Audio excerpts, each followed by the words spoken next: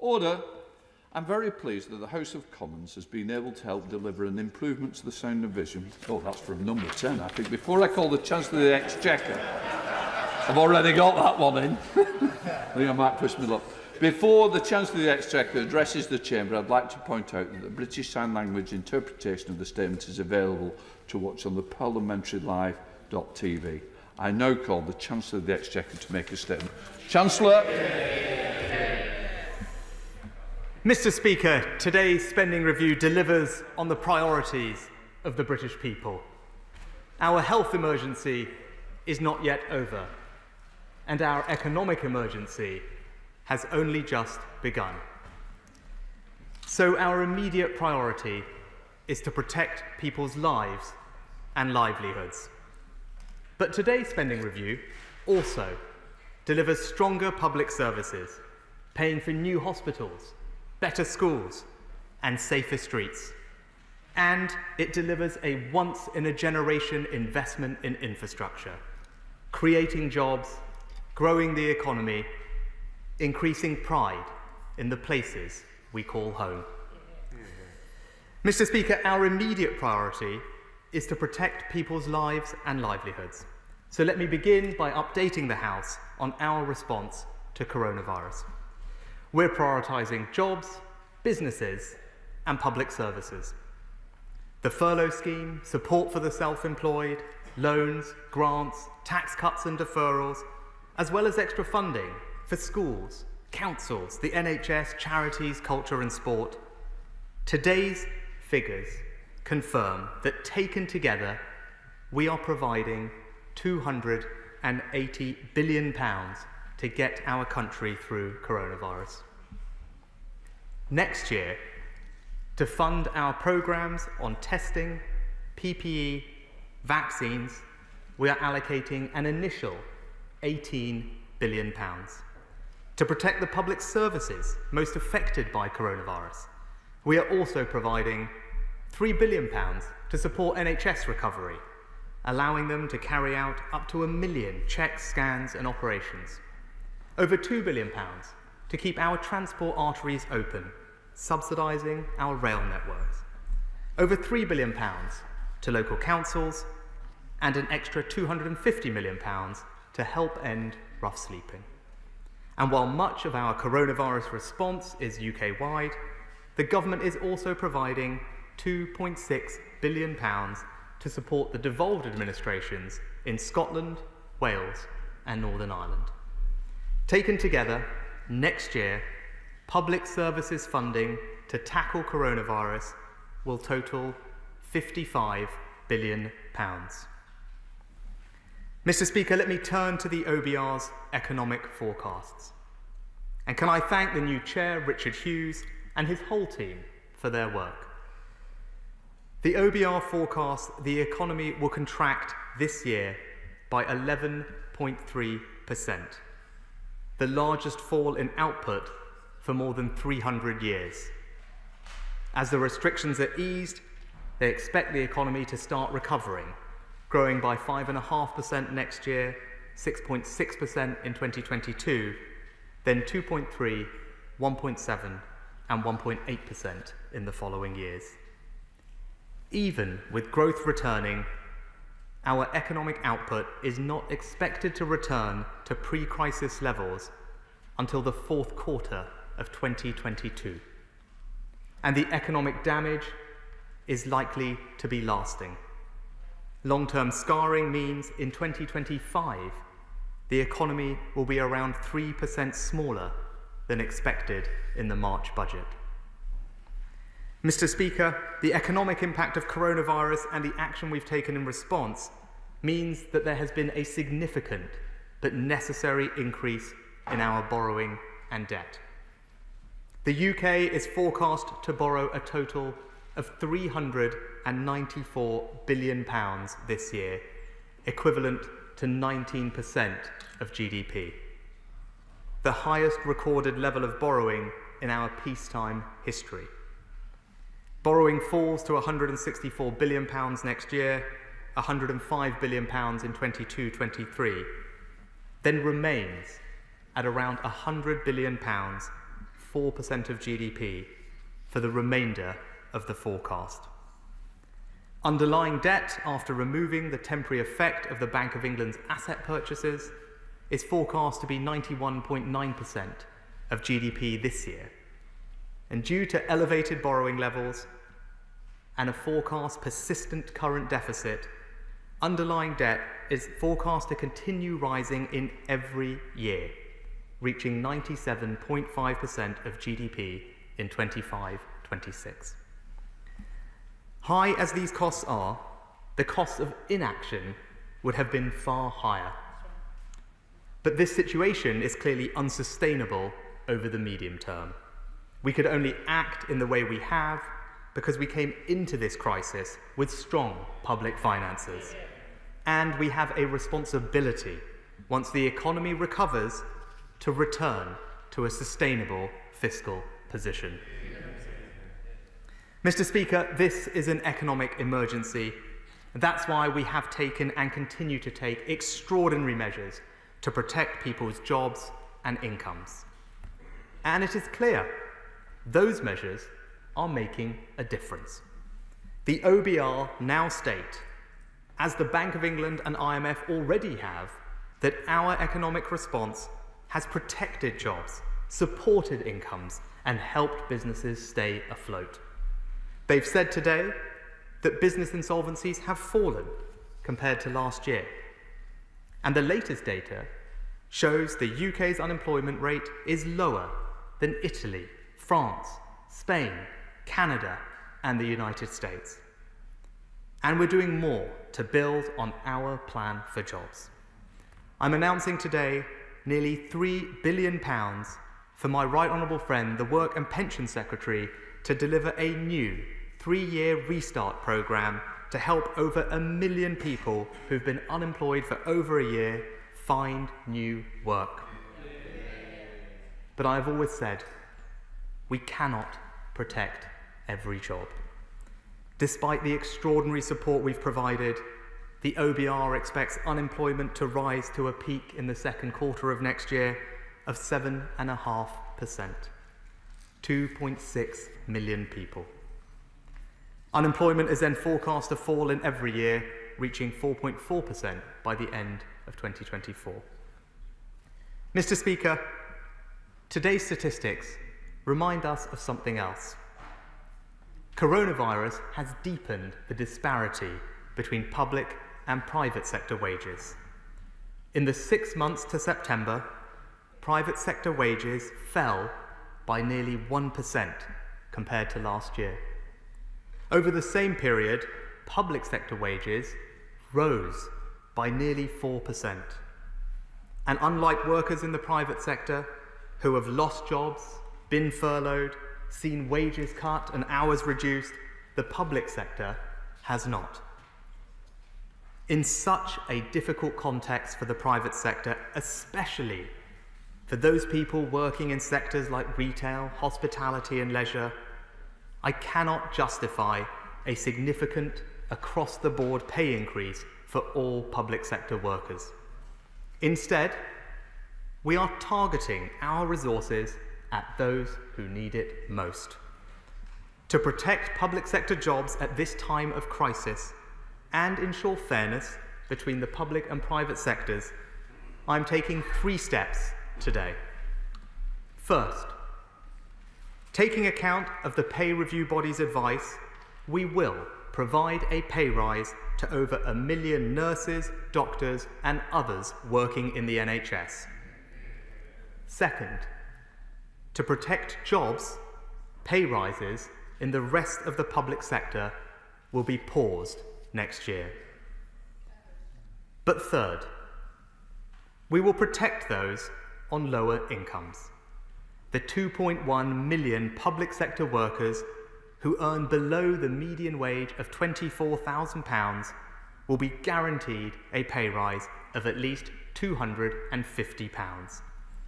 What this means, Mr. Speaker, is that while the government is making the difficult decision to control public sector pay, the majority of public sector workers will see their pay increase next year. And we want to do more for the lowest paid. We are accepting in full the recommendations of the Low Pay Commission to increase the national living wage by 2.2% to £8.91 an hour, to extend this rate to those aged 23 and over, and to increase the national minimum wage rates as well. Taken together, these minimum wage increases will likely benefit around 2 million people. A full-time worker on the national living wage will see their annual earnings increase by £345 next year. And compared to 2016, when the policy was first introduced, that's a pay rise of over £4,000. Mr. Speaker, these are difficult and uncertain economic times, so it is right that our immediate priority is to protect people's health and their jobs. But we need to look beyond. Today's spending review delivers stronger public services, our second priority. And before I turn to the details, let me thank the whole Treasury team, and especially my Right Honourable friend, the Chief Secretary, for their dedication and hard work in preparing today's spending review. Next year, total departmental spending will be £540 billion. Over this year and next, day-to-day, departmental spending will rise in real terms by 3.8%, the fastest growth rate in 15 years. In cash terms, day-to-day departmental budgets will increase next year by £14.8 billion. And, Mr. Speaker, this is a spending review for the whole of the United Kingdom. Through the Barnett formula, today's decisions increase Scottish Government funding by £2.4 billion, Welsh Government funding by £1.3 billion, and £0.9 billion for the Northern Ireland Executive. The whole of the United Kingdom will benefit from the UK Shared Prosperity Fund, and over time, we will ramp up funding so that total domestic UK-wide funding will at least match EU receipts, on average reaching around £1.5 billion a year. To help local areas prepare for the introduction of the UK SPF, next year we will provide funding for communities to pilot programmes and new approaches. And we will accelerate 4 city and growth deals in Scotland, helping Tay cities, Borderlands, Moray and the Scottish Islands create jobs and prosperity in their areas. Mr. Speaker, our public spending plans deliver on the priorities of the British people. Today's spending review honours our historic multi-year commitment to the NHS. Next year, the core health budget will grow by £6.6 billion, allowing us to deliver 50,000 more nurses and 50 million more general practice appointments. We're increasing capital investment by £2.3 billion to invest in new technologies to improve patient and staff experience, replace ageing diagnostic machines like MRI and CT scanners, and fund the biggest hospital building programme in a generation, building 40 new hospitals and upgrading 70 more. We're investing in social care too. Today's settlement allows local authorities to increase their core spending power by 4.5%. Local authorities will have extra flexibility for council tax and adult social care precept, which together with £300 million of new grant funding gives them access to an extra £1 billion to fund social care. And this is on top of the extra £1 billion social care grant we provided this year, which I can confirm will be maintained. To provide a better education for our children, we're also getting on with our 3-year investment plan for schools. We'll increase the schools budget next year by £2.2 billion, well on the way to delivering our commitment of an extra £7.1 billion by 22-23. Every pupil in the country will see a year-on-year funding increase of at least 2%. And we're funding the Prime Minister's commitment to rebuild 500 schools over the next decade. And we're also committed to boosting skills with £291 million to pay for more young people to go into further education, £1.5 billion to rebuild colleges, £375 million to deliver the Prime Minister's lifetime skills guarantee and extend traineeships, sector-based work academies and the National Career Service, as well as improving the way the apprenticeship system works for businesses. And we're also making our streets safer. Next year, funding for the criminal justice system will increase by over £1 billion. We're providing more than £400 million to recruit 6,000 new police officers, well on track to recruit 20,000, and £4 billion over 4 years to provide 18,000 new prison places. New hospitals, better schools, safer streets. The British people's priorities are this government's priorities. Mr. Speaker, today's spending review strengthens the United Kingdom's place in the world. This country has always and will always be open and outward-looking, leading in solving the world's toughest problems. But during a domestic fiscal emergency, when we need to prioritise our limited resources on jobs and public services, sticking rigidly to spending 0.7% of our national income on overseas aid is difficult to justify to the British people, especially when we're seeing the highest peacetime levels of borrowing on record. I have listened with great respect to those who have argued passionately to retain this target. But at a time of unprecedented crisis, government must make tough choices. I want to reassure the House that we will continue to protect the world's poorest, spending the equivalent of 0.5% of our national income on overseas aid in 2021, allocating £10 billion at this spending review.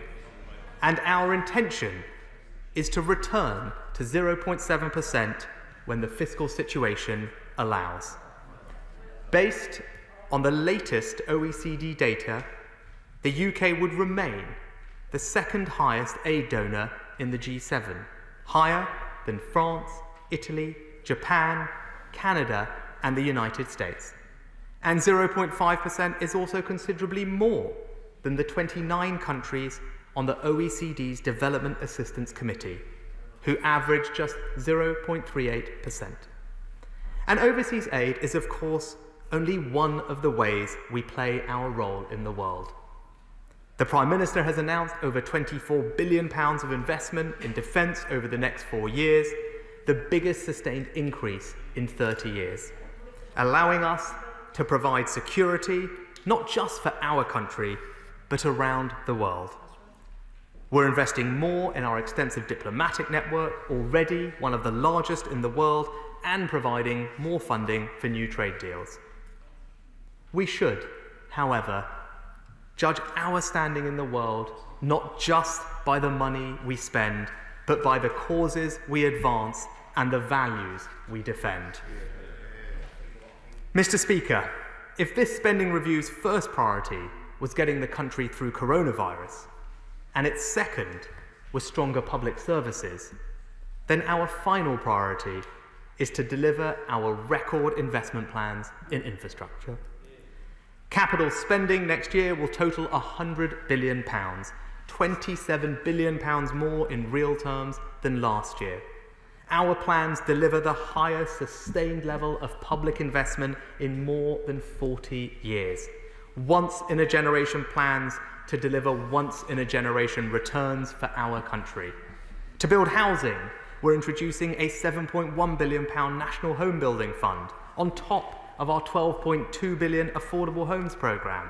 We'll deliver faster broadband for over 5 million premises across the UK. Better mobile connectivity with 4G coverage across 95% of the country by 2025. The biggest ever investment in new roads, upgraded railways, new cycle lanes, and over 800 zero-emission buses. Our capital plans will invest in the greener future we promised, delivering the Prime Minister's 10-point plan for climate change.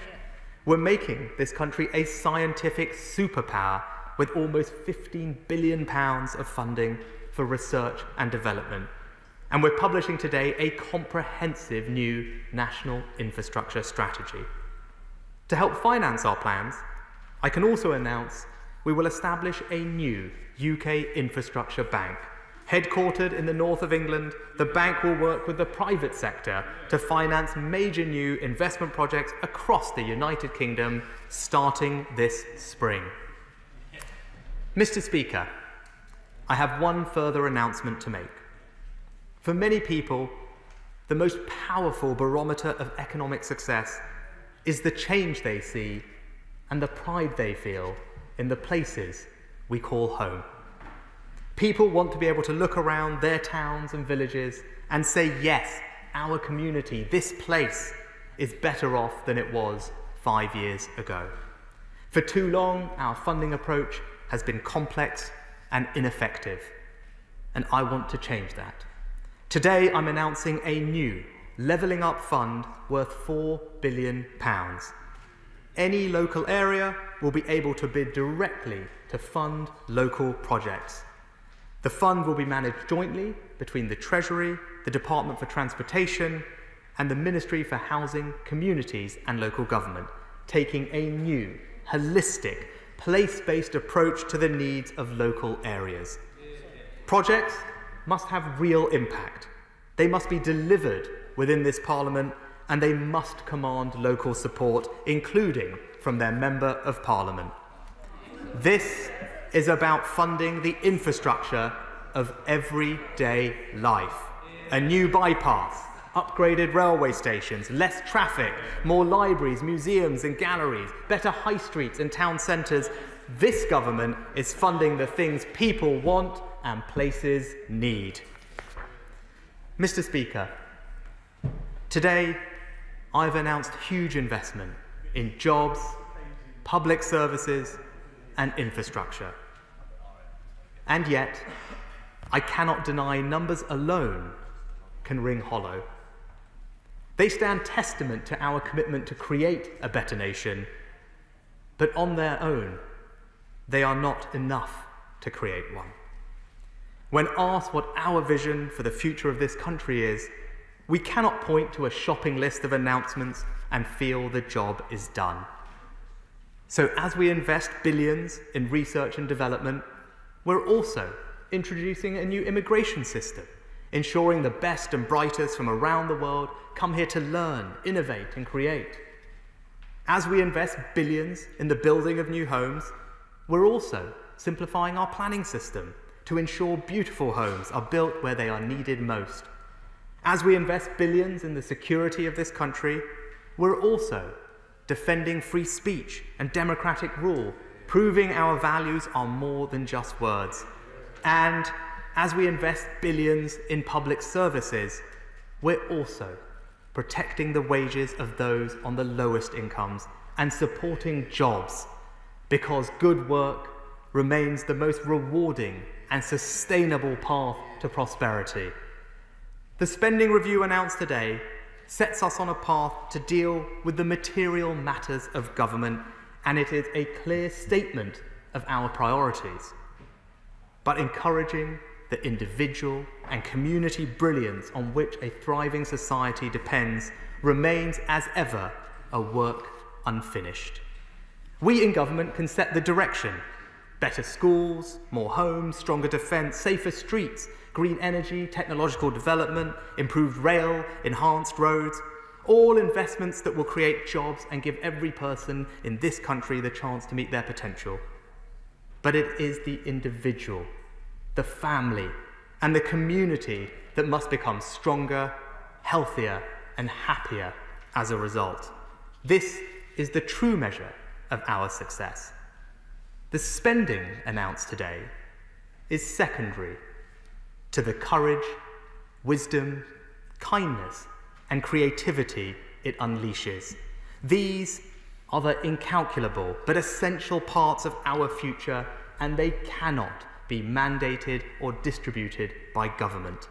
These things must come from each of us and be shared freely, because the future, this better country, is a common endeavour. Today, government has funded the priorities of the British people, and now the job of delivering them begins. Mr. Speaker, I commend this statement to the House. Can I say it's been a very important statement. The people why it's run much longer, which was agreed with the Chancellor, and I think it's so important. Obviously, I've respectfully divided the time up to give an increase to the other parts as well.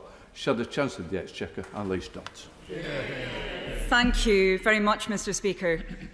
This spending review was a moment for the Chancellor to take the responsible choices our country needs. It was an opportunity to protect key workers, secure the economy and recover jobs in every part of our country. During this crisis, we've seen who's taken responsibility. Community health workers working round the clock to keep us all safe. The teachers who kept working so key workers could too. The delivery drivers and shop staff who made sure we had critical food supplies. Earlier this year, the Chancellor stood on his doorstep and clapped for key workers. Today, his government institutes a pay freeze for many of them. This takes a sledgehammer to consumer confidence. Firefighters, police officers and teachers will know their spending power is going down, so they will spend less in our small businesses and on our high streets. They will spend less in our private sector. Many key workers who willingly took on so much responsibility during this crisis are now being forced to tighten their belts. Now, not in the medium term to which the Chancellor refers, now. In contrast, there's been a bonanza for those who have won contracts from this government. Companies with political connections have been 10 times more likely to win government contracts. So many businesses have worked tirelessly through this pandemic to support local communities, keep critical supplies going, and to produce drugs and vaccines at cost price in AstraZeneca's case, working with some of our country's best scientists. But in its response to this pandemic, the Conservative government has wasted and mismanaged public finances on an industrial scale. £130 million to a Conservative donor for testing kits that were unsafe. £150 million for face masks and £700 million on coveralls that couldn't be used. A £12 billion hit to our economy because the more effective shorter circuit breaker was blocked and a lengthier, more expensive lockdown put in place instead. £12 billion so far spent on a test and trace system that is still not working. And today, news of £10 billion in additional costs for PPE, at least partly down to the Conservatives' lack of pre-pandemic planning. This waste and mismanagement is part of a longer-term pattern, showing that claims today around levelling up simply don't match the evidence. Hospitals in Liverpool and Sandwell left unbuilt, over deadline by years and over budget by hundreds of millions of pounds. Not a single starter home built, despite almost £200 million being spent. Northern Powerhouse Rail still not even approved 6 years after being announced. The courts modernisation programme 3 years behind schedule, letting victims down up and down this country. People in the north more likely to have been made redundant during this crisis, holding everything else equal. Photo calls aren't enough. We need delivery, like Liam Byrne's promotion of green manufacturing in the West Midlands and the work of Labour mayors and councils across the country. And we need a government in Westminster that takes its responsibility towards all 4 nations seriously. That means informing the Finance Minister of Northern Ireland about the shorter timescale for this spending review ahead of time and fulfilling the New Decade, New Approach commitments. It means doing the right thing by the people of Wales to repair flood damage and make safe legacy coal tips. It means ending the barney between Westminster and Holyrood and instead working together in partnership to protect jobs and livelihoods. And it means a shared prosperity fund, which is effective because it's delivered not on the whim of Conservative ministers, but from our devolved governments and our regions. The Levelling Up Fund, the Chancellor just announced, his rabbit out of the hat, yet again involves MPs, just as with the Beechings reopening programme, going to ministers and begging for support for their areas, rather than that change being driven from local communities. So much, Mr. Speaker, for taking back control. This is about the centre handing over support in a very top-down manner. Now, Labour has been clear about the responsible choices we wanted the Chancellor to make today: to recover jobs, retrain workers and rebuild businesses. To recover jobs, Labour called for £30 billion of capital spending accelerated into the next 18 months, focused on green initiatives, supporting 400,000 jobs and bringing us in line with countries like France and Germany. This government's ambition is for half that number of new jobs. To retrain workers, we needed an emergency programme to support people back into work, but Kickstart has been slow to get started, and the skills offer for those over 25 won't start until April. The Chancellor said at the beginning of his speech that our economic emergency has only just begun. Try telling that to people who've been out of work since March. And Restart, announced today, must meet 3 key tests to be effective. It should help people who need it most, not cherry-pick. It should be up and running as soon as possible, yet it appears only a fraction of Restart funding will be available next year. And Restart must involve local actors who know their communities, not be imposed from Whitehall. And of course, job search support ultimately only works if sufficient new jobs actually exist. That's why we needed ambitious action to boost our economy and to support our businesses. To rebuild business, we called for a national investment bank, and I welcome the announcement of a new UK infrastructure bank, having lost valuable years since the Green Investment Bank was sold off. Now the Chancellor must boost its firepower, and he must deliver on his department's responsibility for the drive to net zero. We've known since the Stern report that the climate crisis is the biggest long-term threat to our economy. Yet far too often, this spending review locks us into a path that will make the transition to net zero harder, not easier, locking our economy out of the green jobs of the future. To rebuild business, the Chancellor also needs to listen to business. We're less than a week from the end of the lockdown, yet we've heard nothing about whether extra support will be provided through the additional restriction support grant for areas subject once again to tough restrictions.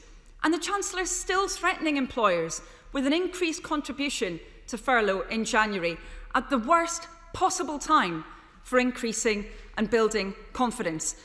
Mr. Speaker, in less than 40 days, we're due to leave the transition period, yet the Chancellor didn't even mention that in his speech.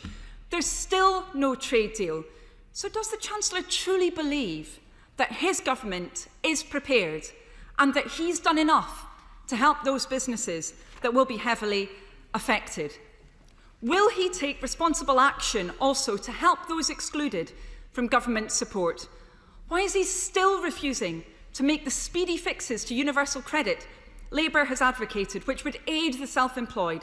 And why won't he provide families with certainty by ensuring the increase in universal credit is continued beyond April? The IMF has made clear time and time again that now would be the worst time to slam on the brakes and put the car into reverse. They've called for a meaningful additional push from our government to maintain fiscal support until the recovery is on a sound footing. The UK's GDP is 10% smaller now than it was at the end of last year. We've seen the worst downturn in the G7. We needed ambitious action today to stimulate growth and maintain demand. And we needed this government to take responsibility for the real reasons why people and communities are being held back up and down our country. Over the last 10 years, child poverty has risen by 600,000. We've had the worst decade for pay growth in 8 generations. The cost of childcare has risen twice as fast as wages. The number of young apprentices has plummeted. Last quarter, we saw the highest level of redundancies on record. Social care is an increasing crisis, and despite his party's manifesto promising a long-term solution, we're still waiting. In the press, it was trailed that the Chancellor would be moving 20,000 jobs out of London, yet cuts to local authorities over the last 10 years have seen 240,000 jobs lost, 12 times that figure, with the hardest hit communities often those in the North, Midlands and South West. Today, the Chancellor could have matched his government's promise to do whatever is necessary to support local authorities through this crisis. He did not, and yet again, he showed his government's lack of confidence in its own measures by failing to provide an equality impact assessment. Mr. Speaker, the measure of this government won't be the number of press releases it issued during this crisis or the number of pictures it published on Instagram. It will be the responsible action it took or didn't take for the sake of our country. Next year, the eyes of the world will be on the UK as we assume the presidency of the G7 and of the UN Security Council and host the COP26 summit. Yet now is the time. The Chancellor has turned his back on the world's poorest by cutting international aid. It's in Britain's national interest to lay the foundations for economic growth across the world. No wonder many British businesses have condemned his move. And businesses have been more and more vocal about the problems with this government's last-minute approach, always one step behind when we need to plan responsibly for the future. We must learn the lessons from previous failures and ensure that the next challenge, the rollout of the vaccine, is dealt with as efficiently, effectively and speedily as possible. Next time, Mr. Speaker, we need a comprehensive spending review which takes responsible choices to build a future for our country as the best place in the world to grow up in and the best place to grow old in. People should have opportunities on their doorstep, not at the other end of the country. Everywhere in the UK should feel like a good place to set up home. That's what the Chancellor must deliver. Thank you, Mr. Speaker, and I'll address all the points made by the honourable member in turn, but I think it's important to note up front that despite her criticisms, I think there is in fact actually a lot that both she and her colleagues on that side of the House should welcome.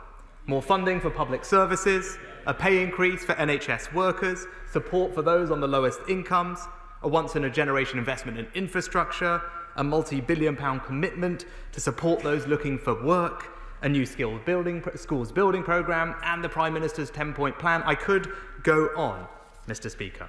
So whilst it's right that I believe the Honourable Lady should provide challenge, I think that even if she doesn't, the British people would judge this spending review as a reflection of their priorities: protecting jobs, defeating coronavirus, strengthening our public services and upgrading our infrastructure. If there is any politics here at all, Mr. Speaker, then surely it is unifying, and deep down, I think that she will recognise that. To address the specific points, Mr. Speaker, the Honourable Lady asked about pay and about the importance of consumption, and I agree, of course, there is an impact on consumption from pay, and she will know that the marginal propensity to consume is obviously greater the lower the income spectrum you go, which is why, in particular, we have protected the incomes of those on the lower incomes. Anyone in the public sector earning less than the UK median salary of £24,000 will receive a pay rise of £250 or more. Taken with all the other things we've done, including giving a pay rise for those who work in the NHS, this will mean that the majority of public sector workers next year will see an increase in their pay. Also, pay progression, promotions, all of that will also carry on, Mr. Speaker. We've increased wages for those on the national living wage, an extra £345 a year for those as the wage rate goes up to £8.91, and that again will help drive consumption. She talked about delivery rightly. We believe very firmly in making sure that we can deliver the change that we promise the British people. My right honourable friend, the Chief Secretary, and I chair something called Project Speed, which is already delivering benefits, Mr. Speaker, with plans for the landmark A66 upgrade, shortened in time, reduced in costs, so we can get on with delivering what the people want on time, on budget, and making a difference in their communities. She asked about the Levelling Up Fund, and I thought rather bizarrely seemed to suggest that local members of Parliament were not a good reflection on their local communities and able to articulate the local needs of their communities. But I would say to colleagues on that side of the House, they will be I'm more than happy to hear from them and their local areas about the needs that they need met, because this government will meet the needs of local communities up and down this country, Mr. Speaker. She talked about support for businesses and coronavirus. It's because we've already put in place the support through this winter period, Mr. Speaker. The local restrictions grants that we announced a while ago are paid monthly. And they work, if your business has been closed, you will receive a grant of up to £3,000 per month, depending on your rateable value. If you are a hospitality or leisure or accommodation business in a Tier 2 area, where obviously the restrictions have an impact on your ability, you will receive a grant of 70% of that value, up to £2,000 as well, £2,100 as well. And Mr. Speaker, those amounts mean that the business can help cover the fixed costs of rent. They, of course, have access to the furlough scheme right the way through the winter. And that comes on top of the other recent support announced for businesses. Today, I announced major reforms to the way that the apprenticeship system works, giving businesses what they have long asked for, the flexibility to spend unused apprenticeship levy funds down the supply chain with SMEs, the ability to front load payments for training that they've asked for, and we're also looking at ways to introduce even more flexibility for some professions. We also recently, Mr. Speaker, just announced an extension of the annual investment allowance for a further year up to £1 million, giving 98% of small and medium-sized businesses the ability to write off investments in full next year, which will help drive their recovery. She talked about welfare, Mr. Speaker, and again, I would stand proud of this government and previous Conservative government's record on this issue. Since 2010, hundreds of thousands of fewer people in absolute poverty, several 100,000 children fewer living in workless households, income inequality lower coming into this crisis than it was when we first came into office. But, Mr. Speaker, this government cares greatly about those who are most vulnerable. We have demonstrated that during this crisis by the support that we have put in place. The evidence shows that those on the lowest incomes have been protected the most by this Conservative government. And that doesn't stop, Mr. Speaker. The temporary uplift in universal credit runs all the way through to next spring, providing security for those families. Of course, we will look, when we come to next spring, at the best way to support people, to support their families, when we have a better sense of where the economy is, where we are with this virus. But we are providing extra support for next year, Mr. Speaker, £670 million to help those struggling families meet their council tax bills, worth about £150 each for 3.5 families up and down the country. We have also said that we will maintain the £1 billion increase in the local housing allowance that we instituted this year into next year, providing support for many millions of families. And also, Mr. Speaker, we are making available further funds, as the House knows, to provide extra support for food and meals for children throughout the holidays of next year. She talked about support for local authorities. Perhaps she hasn't seen yet in the doc, and that's fair enough. We announced over £3.5 billion of extra support for local authorities next year, specifically to deal with coronavirus. That comes on top of their core spending power increasing at decade-level highs of 4.5%. That £3.5 billion is there to help meet the shortfall in sales fees and charges, help to meet the unrecoverable losses in business rates and council tax that they've experienced this year, and £1.5 billion for general pressures. Let no one say that we are not standing behind our local authorities at this difficult time, Mr. Speaker. And finally, she asked about green. And I think, Mr. Speaker, she compared us to France and Germany and questioned us, this government, and the Prime Minister's ambition. Well, let me say this about our plans. Our plans, I believe, are amongst the most comprehensive and most ambitious of any developed economy. She talked about France and Germany. This country, we are phasing out vehicles in 2030. In France, it's 2040. In this country, we're phasing out coal in 2025. In Germany, it's 2038. She talked about the billions of pounds that are spent by our friends. I think it's important when we make these international comparisons that we do understand the detail, Mr. Speaker, of what these other countries promise. In the German numbers, they include the subsidies for renewables. We do not. That happens separately outside of our plan and is worth £44 billion, Mr. Speaker, supporting renewable energy in this country through the tariff system, which is what Germany alluded to. They also, in their numbers, include support for public transport, which we, of course, do not, because that is something that we do just as a matter of ordinary course of business. I'm proud of this Conservative government's record, Mr. Speaker, the first major economy in the world to legislate for net zero, the economy that has decarbonised faster than any other in the last 20 years. This Conservative government will deliver the Prime Minister's plans to get us to net zero, and it's something that I hope the whole House can welcome and support. So, in conclusion, Mr. Speaker, this spending review puts the full force of government behind the priorities of the British people.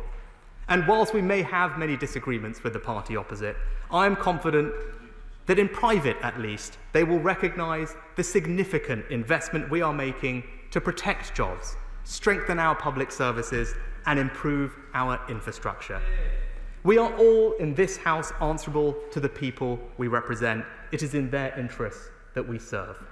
Today, we have made some difficult choices in order to fulfil that responsibility. But with the positive news about the development of vaccines, the winter COVID plan being announced by the Prime Minister, and the very real hope that we are finally entering the final stages of our fight against coronavirus, now is the time for us to come together. The British people have been through so much this year. Honourable and right honourable members have been through so much this year. It is my belief that with this spending review and the fresh hope given by medical advances, we can finally begin our recovery. Now, difficult decisions and all, we must deliver on the priorities of the British people. Let's head down to the southwest with the Chair of the Treasury Committee, Mel Stride. Mel Stride. Thank you, Mr. Speaker, and I very much welcome many of the positive measures that my right honourable friend has just announced. However, inevitably, he has revealed some of the more difficult decisions that he's had to make around a reduction in overseas development aid and the freezing of public sector pay next year, not across the board, but on a selective basis. And there'll be many difficult decisions of that type, both around spending and taxation in the future. But would my right honourable friend agree with me that in terms of dealing with the deficit, it's not just about spending and taxation, it's also very much about growth? And would he also agree with me that we should look to the private sector, businesses, entrepreneurs to provide that growth? So could my right honourable friend set out how he's going to ensure that as we come out the other side of the crisis, business and entrepreneurs are given every possible support and freedom to power our economy forward over the years ahead? Mr. Speaker, I completely agree with my right honourable friend. We will build our recovery through the dynamism of the private sector, and he's right about the power of entrepreneurship. I think the most important thing we probably can do when we think about that is to make it as easy as possible for businesses to take on new people. My honourable friend would have heard about the unemployment numbers. We want to get as many of those people back into work as quickly as possible, so we'll be thinking and looking at how we can make that as easy as possible for those dynamic businesses who are growing at a very micro level. In this spending review, we also announced more funding for our startup loan scheme, which provides loans of discounted government-backed loans of up to £50,000 to budding entrepreneurs to start their new businesses at the smallest level, and I hope that's something that he will support. We now come to the SNP Treasury spokesperson, Alison Thewlis. Thank you very much, Mr. Speaker. This spending review was an important opportunity and an important test. And instead of posing for photographs in his favourite hoodie, the Chancellor should have been listening to those who are struggling. £29 million for a festival of Brexit, while they let Waynes go hungry at home and abroad, just about sums this tawdry government up. Reneging in the 0.7% aid commitment while the world struggles in a COVID pandemic is just cruel. He says he's come to talk about jobs, but how many jobs has this Chancellor cost? Last month, the ONS reported that since March 2020, the number of payroll employees has fallen by 782,000. And how many job losses could have been avoided if the Chancellor had not wound back furlough and threatened to cut it short? A reported £1.4 billion for Job Centre Plus. So I asked the Chancellor, will he restore the job centres that were closed by his government in Scotland? And what about those who have been ignored, patched, blanked by the Chancellor at every turn, those excluded from his support schemes altogether? Many of those limited company directors, freelancers, short-term PAYE, new starters and those who were on maternity leave have had absolutely nothing at all from this UK government. He knows this and it's unjustifiable. He might have had some excuse back in March and April, but we are now in November. So I ask him, what does he expect these 3 million people to live on this winter? Will he look at the proposals for a director's income support scheme and the equity creatives support scheme? Many of those excluded are in jobs in sectors which cannot safely restart due to public health restrictions, so he must apologise and he must take action now to put it right.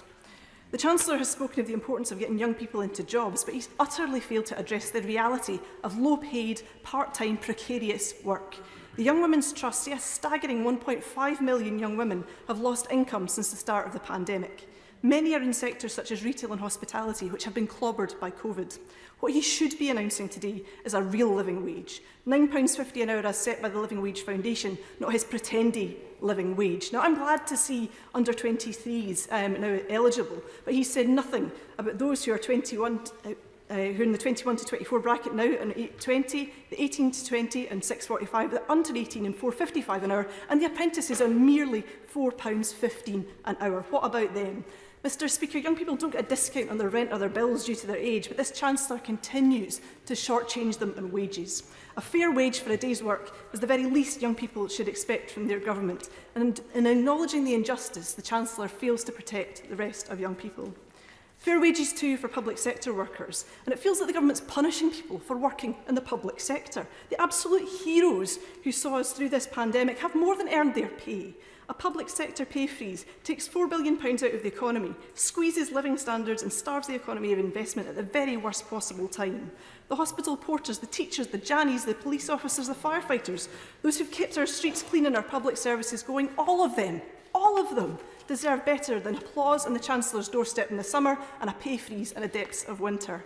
And not content with shortchanging young people and public sector workers, he wants to change RPI in a move that will impact around 10 million pension incomes and cost retirees over £100 billion.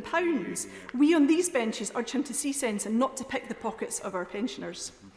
The Chancellor must also use this spending review to make the £20 uplift to universal credit permanent, to scrap the benefit cap, to extend the £20 uplift to legacy benefits and those with disabilities, for whose unfathomable reasons he seems to have forgotten even exist, and he must increase the pitiful level of statutory sick pay. Mr Speaker, businesses across the country have been racking up debt when their incomes have not been there. Businesses are terrified for the business rates relief coming to an end next year. So will he look at this issue so that we can also act in Scotland? Will he make the VAT cut to hospitality permanent to see them through this crisis? We still await details, proper details, of the Shared Prosperity Fund and what it will mean for Scotland. The Scottish Government has done its part in preparation, and the Chancellor needs to bring forward proposals as a matter of urgency so we can spend this money properly in Scotland rather than having it hide off to Tories in key seats in England. The spending review is only for 1 year, and I appreciate why that is, but this failure to plan effectively for the future is why the UK is doing worse in the G7. So I ask him what are his plans for next year if things don't go as he expects. There is nothing in this Chancellor's statement about Brexit and the cost that that will bring when we see lorries queuing all the way through Kent. So we call on him also to make a £98 billion stimulus to invest in a greener, better future for us all. Mr Speaker, none of this has anything really to do with the strength of the Union, merely a reflection of the powers that he has as Chancellor, which the Scottish Government does not. So if he will not do these things, if he will not act, he must devolve the full financial powers and let the Scottish Government get on with the job. Chancellor.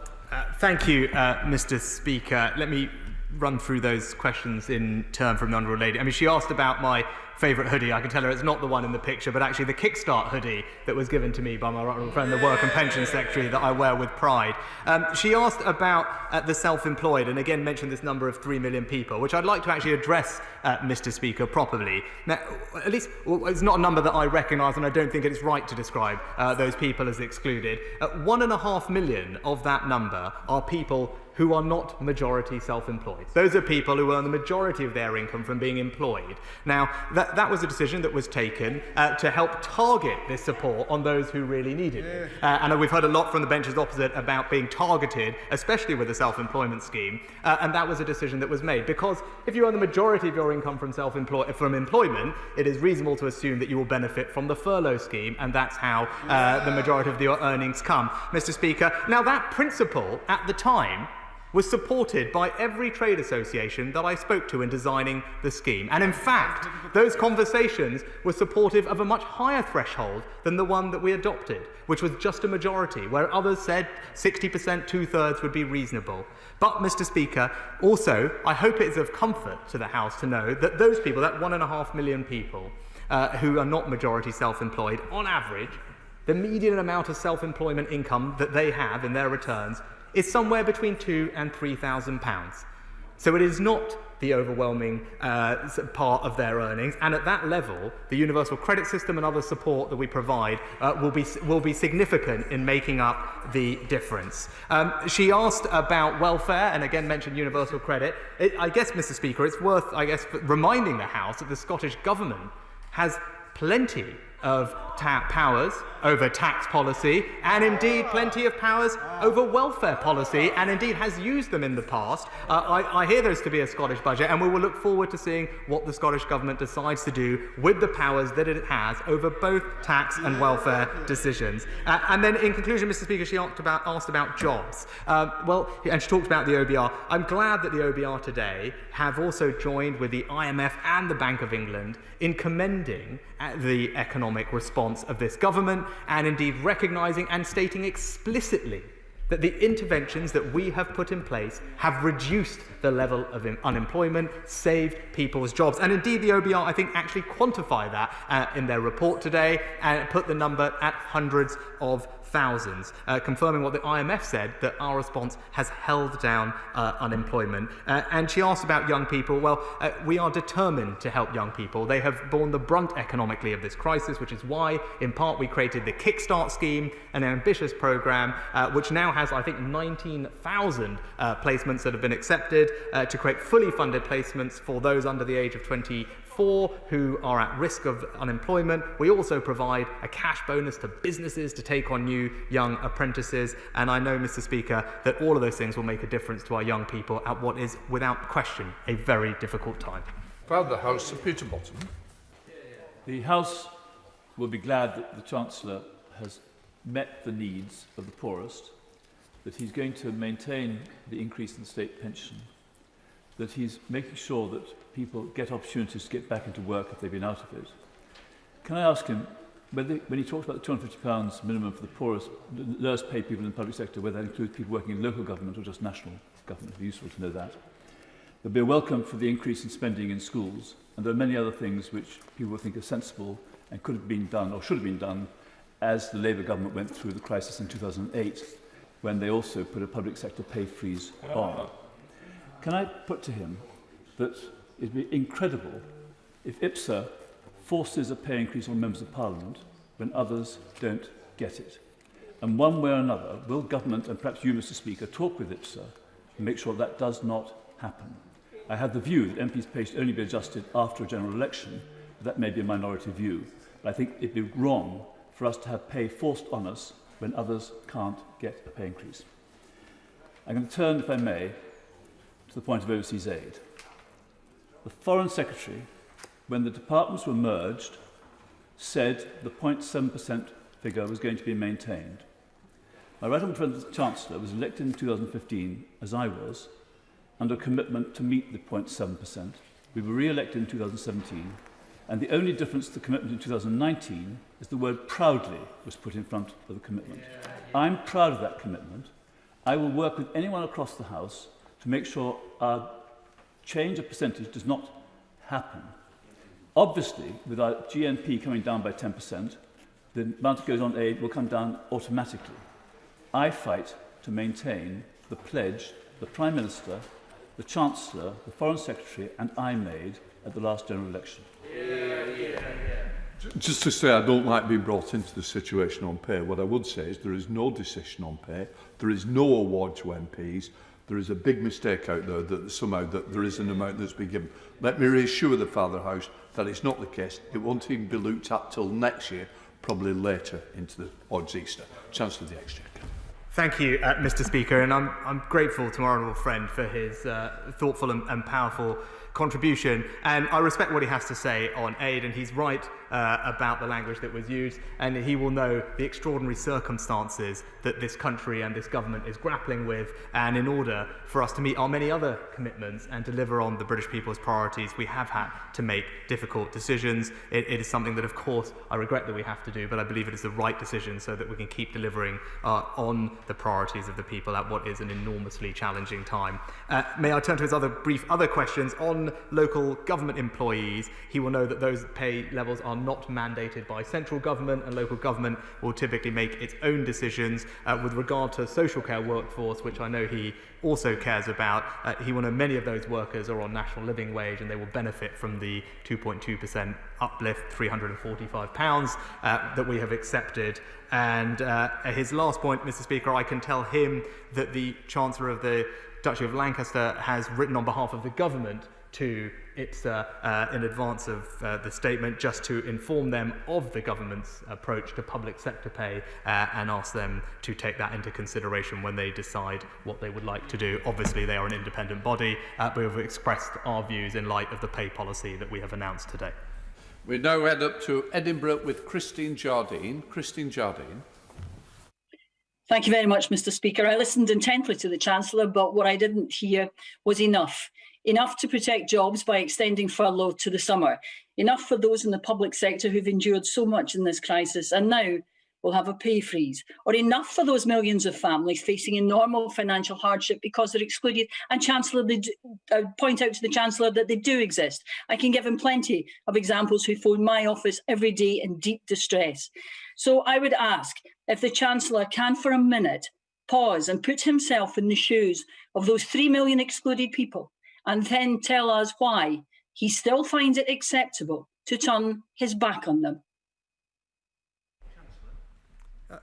Mr. Speaker, I very much hope that the Honourable Labour will welcome the £2.4 billion in additional funding that's been provided to the Scottish Government to use as they see fit. And of course, they can use that to support many of the causes that she articulated. I won't go over in the interest of time the answer I gave to the Honourable Lady from the SNP front bench, but we have provided comprehensive support to those who are self-employed. Between 2.5 and 3 million people have received £14 billion of support, with more to come. It remains one of the most generous ways to treat the self-employed that I've found anywhere in the world. Johnson. I welcome this statement and the fact that the Chancellor recognises that debt has to be paid back. And can I ask the Chancellor about the changes in public sector pay? According to the ONS, private sector pay has fallen of late, whereas public sector pay has gone up by about 4%. So the Chancellor's announcement today that the 2 million public sector workers who are the lowest paid will receive £250 shows, does it not, that they are our priority, they are the people that need this most, and they are the people that we will give attention to. Chancellor. My honourable friend is absolutely right. A situation in which a majority of those working in the public sector next year see an increase in their pay. It would be wrong to describe that situation as a blanket pay freeze. We have done exactly as my honourable friend suggested. We have targeted our resources on those who need it most, meaning that over 2.1 million people who earn less than £24,000 in the public sector, who comprise 38% of all of those in the public sector, will see that increase of £250 or more in their pay packets. Geoffrey Donaldson. We welcome the additional £900 million for the Northern Ireland Executive, yet again a benefit of Northern Ireland being part of this United Kingdom. And I think we all believe that nurses, doctors and healthcare workers should receive a decent pay rise. But will the Chancellor acknowledge that there are other public sector workers who've been on the front line on COVID, such as our armed forces and our police officers? And will he look again at including them in the public sector pay rise? And of course, I agree with the Father of the House, that should not include members of Parliament. Wilson. Thank you, Mr. Speaker. Well, I'm glad and I'm grateful to the Honourable Gentleman for welcoming the £900 million in Barnet for Northern Ireland. He'll be pleased to know we've had productive conversations about fixing some technical baseline issues for the budgeting as well, which I know will be welcomed by the Executive. And with regard to pay, we are protecting those who earn less than the UK median salary in whichever sector they work of the public sector. If someone earns less than £24,000, they will receive the £250. And I think that's the right approach, Mr. Speaker, is to provide that support to those on lower than average earnings. David Davis. Thank you, Mr. Speaker. Can I add my support to everything said by the Father of the House? Now, COVID-19 means the Chancellor's strategy is broken into 3 phases. The first one, which we're doing now, spending everything necessary to stop the economy collapsing, which he is doing very successfully.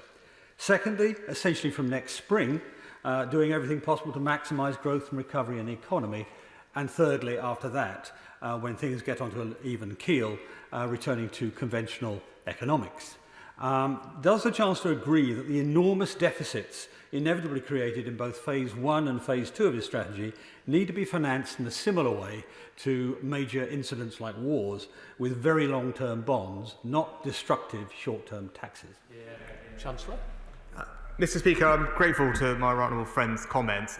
Just to distinguish 2 things, the borrowing that we are carrying out this year, which is, as he knows, a peacetime high, is financed through the gilt markets. He'll be pleased to know that we do push as much as we can to the long end of the curve, and relative to our international peers, the average maturity of our debt stock is around 14 or 15 years, almost double the average of the G7. So he's right that we should do that. But I would differentiate that from an ongoing structural deficit, which is with us for many years. And as he said, our first priority coming out of this will be to get growth going again. Diolch, Mr. Speaker. On average, Wales received £400 million a year from EU structural investment funds, sadly well above the UK per capita average due to our greater relative need.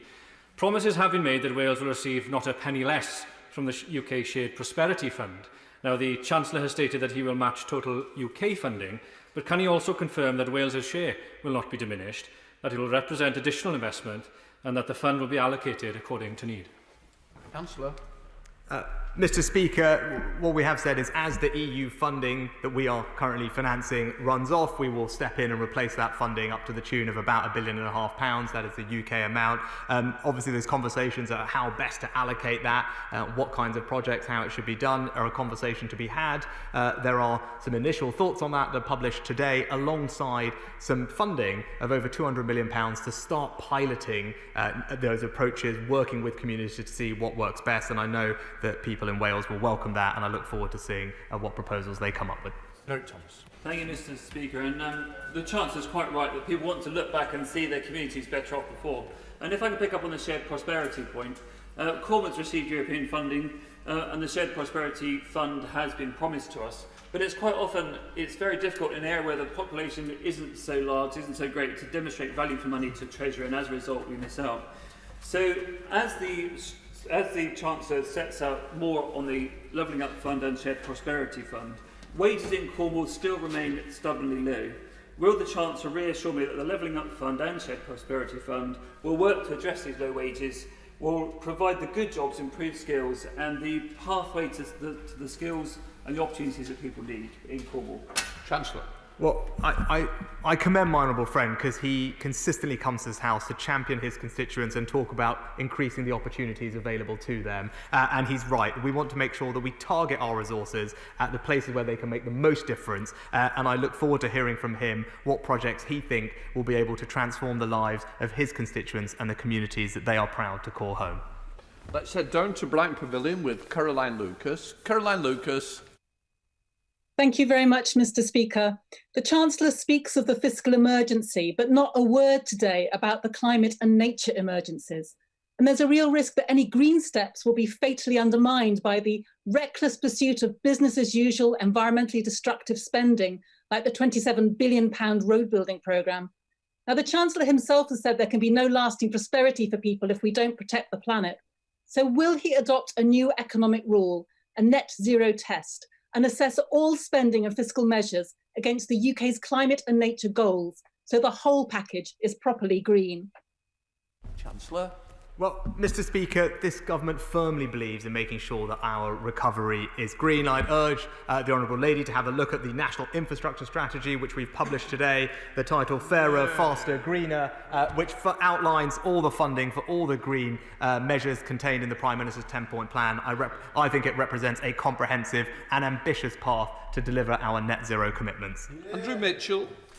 Thank you, Mr. Speaker. And may I thank my right honourable friend for his courtesy over the weekend and assure him of my very strong support for virtually all of his package today.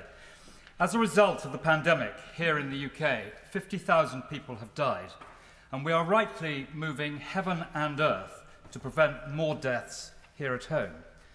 But is he aware that his proposed breaking of the 0.7 promise and the 30% further reduction in cash will be the cause of 100,000 preventable deaths, mainly among children? This is a choice I, for one, am not prepared to make. And none of us in this House will be able to look our children in the eye and claim we did not know what we were voting for. Mr. Speaker, I'm enormously grateful to my right honourable friend for the conversations that I've been able to have with him, and I fully respect his passion on this subject, and he brings an enormous amount of experience to this House on this topic. Obviously, he will have heard the reasons that I set out for doing what we're doing.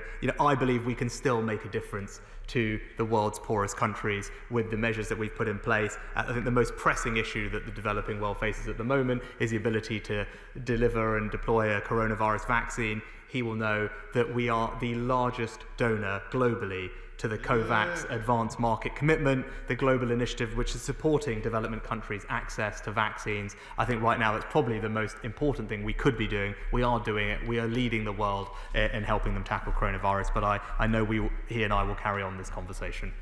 Let's head to North Down with Stephen Farry. Stephen Farry. Thank you, Mr. Speaker. The COVID pandemic has exposed structural weaknesses in our economy and society. It would also likely to accelerate changes in terms of how people work, live and interact. And can also point out to the Chancellor that the excluded is a genuine problem. And one of the difficulties is that the government are not counting those who are directors of limited companies, sole directors, as part of the self-employed, which is how the figures are coming across confusing. But can I ask the Chancellor, does he accept that public spending should not essentially assume a restoration of the status quo ante? It has to be based on a transformation of our society and our economy around social justice, inclusion, reskilling and investment in a Green New Deal. Chancellor. Well, Mr. Speaker, I'd say to the honourable gentleman, we do want our recovery to be green, and as I said, the National Infrastructure Strategy, I think, sets out an ambitious way to do that. And skills are at the heart of what we believe, Mr. Speaker, giving people the tools they need to improve their lives and go on to better things. We have funded £375 million today to deliver our commitments on the Prime Minister's Lifetime Skills Guarantee and others, and he can rest assured it remains an area of enormous focus for this government. Let's head to Bosworth with Dr. Luke Evans. Dr. Luke Evans. In light of the difficulties the country faces with its finances, I was pleased to see the commitment to infrastructure. But practically, is he aware of the bridge, Hinckley Bridge on the A5, which has been awarded the most bashed bridge in Britain? It's been hit 25 times and causes a delay of 6 hours every time. This is a prime example of pinch points littered up and down the A5, which strangles productivity. So will he commit to providing funds to the likes of the A5 to bring prosperity to the Midlands and grow our economy out of the COVID situation? Chancellor. Well, Mr. Speaker, I think my honourable friend it articulates well an example of local pinch points being a blight on communities, stopping people from improving the quality of their life and driving growth. And it seems like a very good example of the type of project that our new Levelling Up Fund would be interested in, and I look forward to discussing it with him further. Let's head up to Islington North to Jeremy Corbyn. Jeremy Corbyn. Thank you, Mr. Speaker. Throughout the corona crisis, public sector workers in all areas have delivered brilliantly and helped to save lives and look after all of our communities. Civil servants have lost 19% in wages over the past 10 years due to austerity. There is a 12% gender pay gap that affects civil servants. So will the Chancellor recognise the importance of their work and their participation. Give an increase of 10% to begin to make up the ground that they've lost over the past 10 years. And instead of saying to them that as thanks for all their work, they're going to get a maximum of £5 a week for the lowest paid, instead, return to proper national pay bargaining for all civil servants so that those people that deliver for us are seen to be treated properly and fairly as we come out of the corona crisis. Chancellor. Mr. Speaker, I'm glad the right honourable gentleman gives me an opportunity to thank my fantastic team of civil servants in the Treasury who have been extraordinary in their hard work and creativity throughout this crisis and have remained so over the past few weeks, concluding this spending review. So I put on record my thanks to them. Unsurprisingly, my numbers are slightly different to those of the honourable gentleman. According to the ONS, before this crisis even started in 2019, there existed at least a 7% pay premium between the public and private sectors after accounting for characteristics and pensions. That gap, no doubt, has been exacerbated and widened over the last 6 to 12 months as a result of a widening pay inequality between public and private sector pay. And that's why I believe it is fair to take the approach we have done. But I do share with the honourable gentleman a desire to protect those on lower incomes, which is why those 2.1 million people who earn less than £24,000 will receive a pay rise of £250. Thank you, Mr. Speaker. I commend the Chancellor for having to make some very difficult decisions, but as President-elect Biden commits to a new era of Western leadership, here we are about to mark the start of our G7 presidency by cutting our overseas aid budget. Downgrading our soft power programs will leave vacuums in some of the poorest parts of the world that will further poverty and instability. It is likely to see China and indeed Russia extending their authoritarian influence by taking our place. Would my right honourable friend concede we cannot genuinely claim to be global Britain, nor serious about creating post-conflict strategies for countries like Libya and Yemen that could lead to greater UK prosperity when our hard power is not matched by our soft power? Would he agree to meet with me to discuss how these dated rules governing overseas aid should be updated? Chancellor. Well, Mr. Speaker, my right honourable friend, I'm sure, will welcome the very significant increase in our defence budget. I know it's something that he has campaigned for to fix many of the issues of the past. And he also knows and alluded to the ability for us to help lots of different parts of the world in lots of different ways. And Libya was one example he gave. He will know that we are the 5th largest contributor to the UN's peacekeeping operations. And on his point about rules, he does make a good point. For example, we spend about £500 million every year, Mr. Speaker, on peacekeeping and security operations in countries like Libya, Mali, Somalia, Sudan, the DRC. That type of spending, that type of difference we make on the ground, that type of security that we bring to some of the world's poorest places is not currently counted as ODA. West. Thank you, Mr. Speaker. The Chancellor has spoken well today of the scars that are currently being felt by so many in society due to the triple whammy of COVID, climate change and Brexit. Will he outline within the health spend how he will manage to ring-fence money for mental health? Mind the charity has said that there has been a doubling of phone calls, many young people experiencing debilitating anxiety, depression, self-harm. Will he urgently look at mental health and ring-fence money for workforce changes which are desperately needed and for a decent revenue spend to bring mental health up into line with physical health? Chancellor. I think the honourable lady makes a good point, and I'm pleased to tell her that of the £3 billion of extra money for the NHS that we've announced for next year to help recover from coronavirus, of that £500 million is specifically earmarked to address waiting times in mental health services, give people the support they need, and invest in the workforce that she rightly identified. I hope that gives her some reassurance, and that is incremental to the existing NHS plans. Video link. Pauline Latham. Thank you, Mr Deputy Speaker. I wish to congratulate the Chancellor on how he's handled the financial pressures which the pandemic has thrown at the government by thinking outside of the box with brilliant, innovative solutions. However, I cannot support the new tiering system because it's totally illogical and will force too many people to stay holed up at home. Hospitality businesses will fold in their tens of thousands, and I cannot condone this when they've spent tens of thousands becoming COVID safe. I will also not support the reduction in the aid budget. This country has made an amazing difference to the lives of millions, but with the reduction of GNI and the proposed cut, the aid budget will be decimated. No longer will girls have 12 years of quality education, resulting in more child marriages, more instances of early childbirth, more FGM, more domestic violence. We will not be vaccinating millions, preventing polio, TB, providing medication for HIV or preventing malaria. We will be reduced spending on humanitarian crises in emergencies only. Pauline, please, could we just have a question?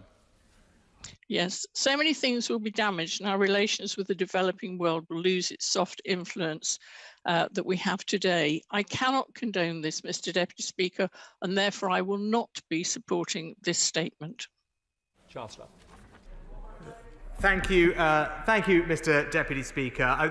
The Honourable Lady makes a passionate case and a right case for our ability to help provide immunisation to the world's poorest children. It's something that I proudly support, and Mr Speaker, I'm happy to tell the House that we are the largest donor to the Gavi consortium globally of any country in the world, and that is the multilateral body that provides immunisation against infectious diseases for 75 million children. As I said, we are proudly the largest donor to that effort. Can I just remind members, please, let's not have a speech and eventually a question. Can we get quickly to the questions in order that we can get everybody in? Angela Eagle. Well, thank you, Mr Deputy Speaker. In this COVID crisis, the government has presided over an horrific double whammy of one of the largest per capita death rates in the world and the deepest recession in the G7, and that's before the Brexit disruption due at the end of the year. Is the Chancellor really proud of his record? Mr Deputy Speaker, my priority throughout this crisis has been protecting jobs. I'm pleased to see that that is something that the OBR, the Bank of England and the IMF all acknowledge has happened as a result of our interventions. We currently have an unemployment rate that is lower than Italy, France, Spain, Canada and the United States. So yes, Mr Deputy Speaker, I do think what we're doing is making a difference to millions of people up and down the country. Hugh Merriman. Thank you, Mr Deputy Speaker. Can I commend all the work the Chancellor's done this year? Many constituents I speak to credit him personally with keeping them in a job. And I'm also pleased to see, despite the financial pressures, the Chancellor's investing in transport. We see multi-year settlements for road, rail and active travel, changes to the way infrastructure projects are appraised to increase the number of transport projects in deprived parts of the country in the Green Book, a national infrastructure strategy, a Red Book and a £4 billion Levelling Up Fund. And I'm pleased to see the DFT as a sponsor. Can I ask him to keep a watchful eye on how this is all spent? And can I also ask him to continue to place transport investment at the heart of our recovery and his long-term vision for this country? Yeah, well, Mr Deputy Speaker, I'm very grateful for my honourable friend's intervention. He's absolutely right and has championed on this tirelessly for his constituents and the country about the importance of transport in our levelling up agenda and helping to drive growth and spread opportunity. He's also right that we should be careful about how this money is spent and make sure it's delivered. I talked about Project Speed earlier. I will welcome his involvement in that and advice, and also he will notice in the spending review document a new focus on outcomes across public services with a new public value framework. Again, this is something that will deliver what he's asking for. Video link. Stuart Malcolm MacDonald. I'm grateful, Mr Deputy Speaker. Can I raise with the Chancellor the issue of statutory sick pay?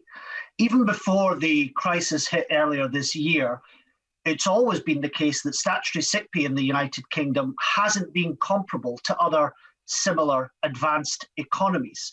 Sitting at only £95, we know that it's not enough for those who need it for self-isolation, and that it's estimated to make up only about a fifth of workers' wages. So can I ask the Chancellor to look at building up the statutory sick pay mechanisms that we have in this country so that it's fit not just for the times we're in now, but the hard times people are going to face in future, and give workers the proper financial security they deserve and are lacking in right now? Councillor. Mr. Deputy Speaker, at the beginning of this crisis, we made changes to the way that statutory sick pay operates, making sure that it was payable from day one rather than day 4, and for those who are self-employed, making changes to the way universal credit, ESA, and the minimum income floor work, all to enable some of the things that the Honourable Gentleman mentioned. It's also worth bearing in mind that on the last survey evidence we have, a majority, I think something north of 60% of people get more than statutory sick pay as a result of the treatment from their employers. Jeremy Hunt. Thank you, Mr. Deputy Speaker. I recognise that the Chancellor will have made the decision on 0.7% with an extremely heavy heart. But does he recognise that the respect felt for this country around the world is because we have championed causes throughout our history that matter to people everywhere, like democracy, human rights, and the rule of law? And one of those causes is tackling extreme poverty. So to cut our aid budget by a third in a year when millions more will fall into extreme poverty will make not just them poorer, but us poorer in the eyes of the world, because people will worry that we are abandoning a noble ideal that we in this country have done more to champion than anyone else. Chancellor. Mr. Deputy Speaker, it's with enormous grateful thanks to the Honourable Gentleman for the way he's approached this, and I appreciate the conversations he's had with me on this topic. Of course, he rightly feels passionately about it. I would say to him, and he knows this better than anywhere, one, there are many ways in which we exert our influence and our values across the world. Aid is just but one part, and even on that, at 0.5%, we will still be more generous as a percentage of GDP than all our major economy peers, almost all: France, Japan, Canada, Italy, the United States, the average of the OECD. And the values that he cares deeply about, I also care deeply about, and I look forward to talking with him further about how best we can express those values and make a difference to those who need our help everywhere that we find them. Rachel Maskell. Thank you, Mr. Deputy Speaker. Charities up and down the land will wonder why the Chancellor has abandoned them today. Already accumulated £10 billion of debt, 20% of our charities could fold, despite the extraordinary work they've done for our nation during this pandemic.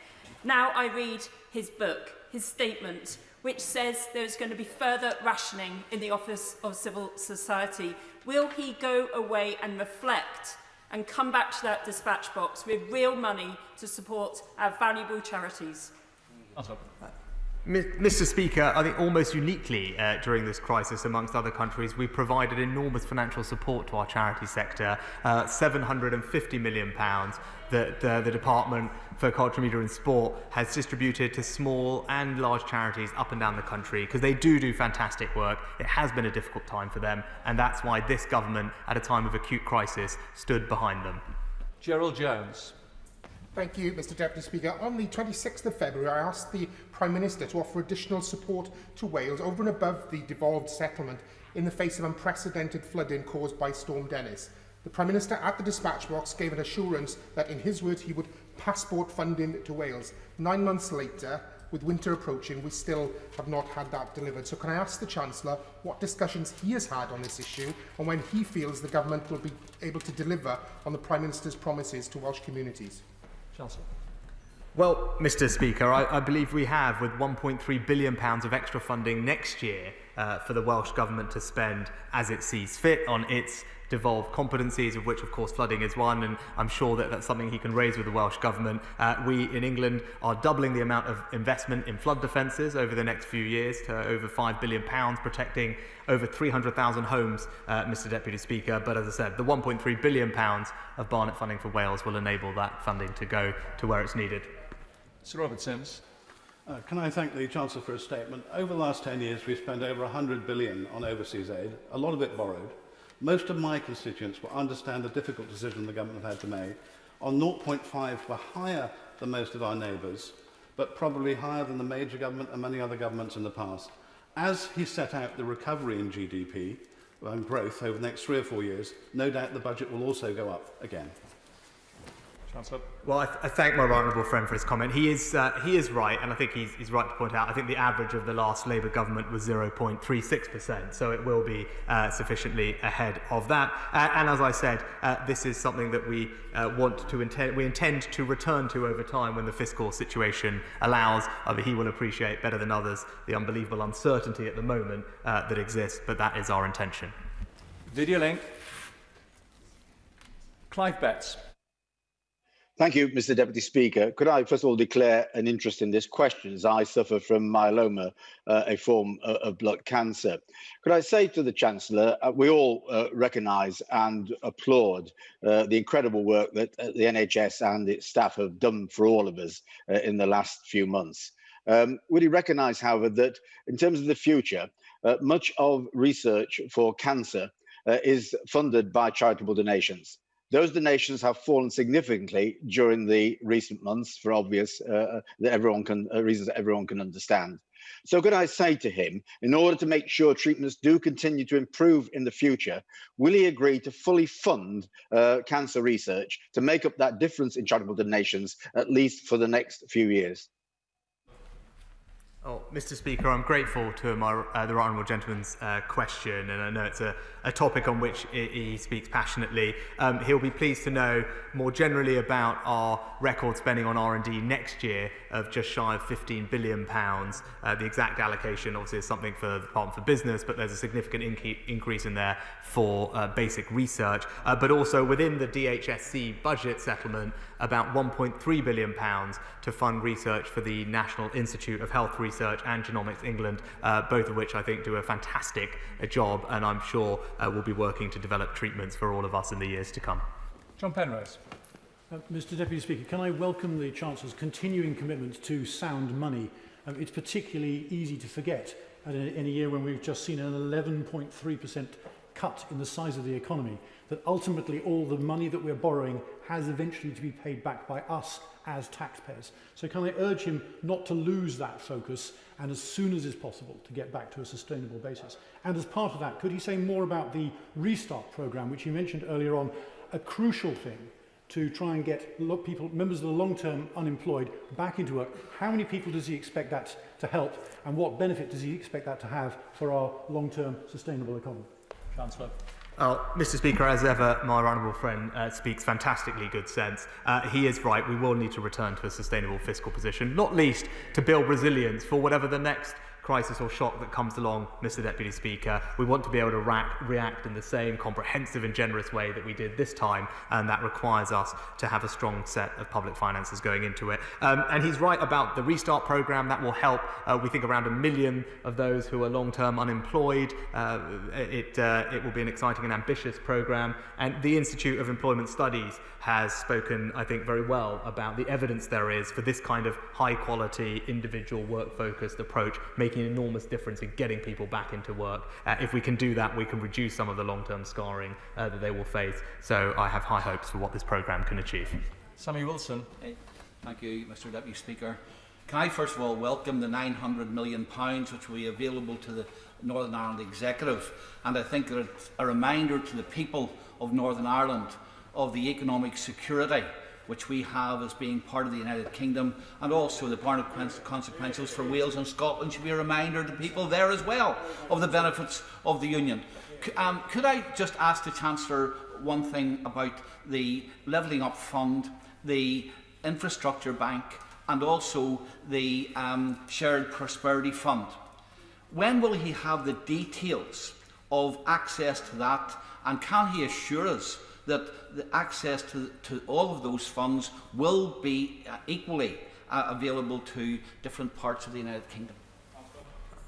Mr. Deputy Speaker, I can give the honourable gentleman that assurance. These are UK-wide programmes, and we hope to have more details about the Infrastructure Bank in the spring, so it can get up and running, at least in shadow form, as quickly as possible, and making a difference to communities all around the United Kingdom.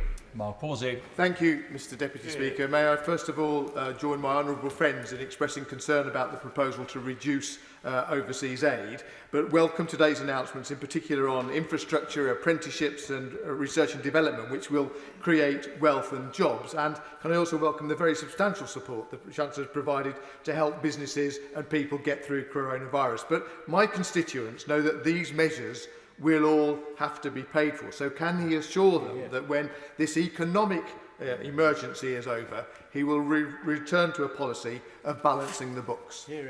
Chancellor.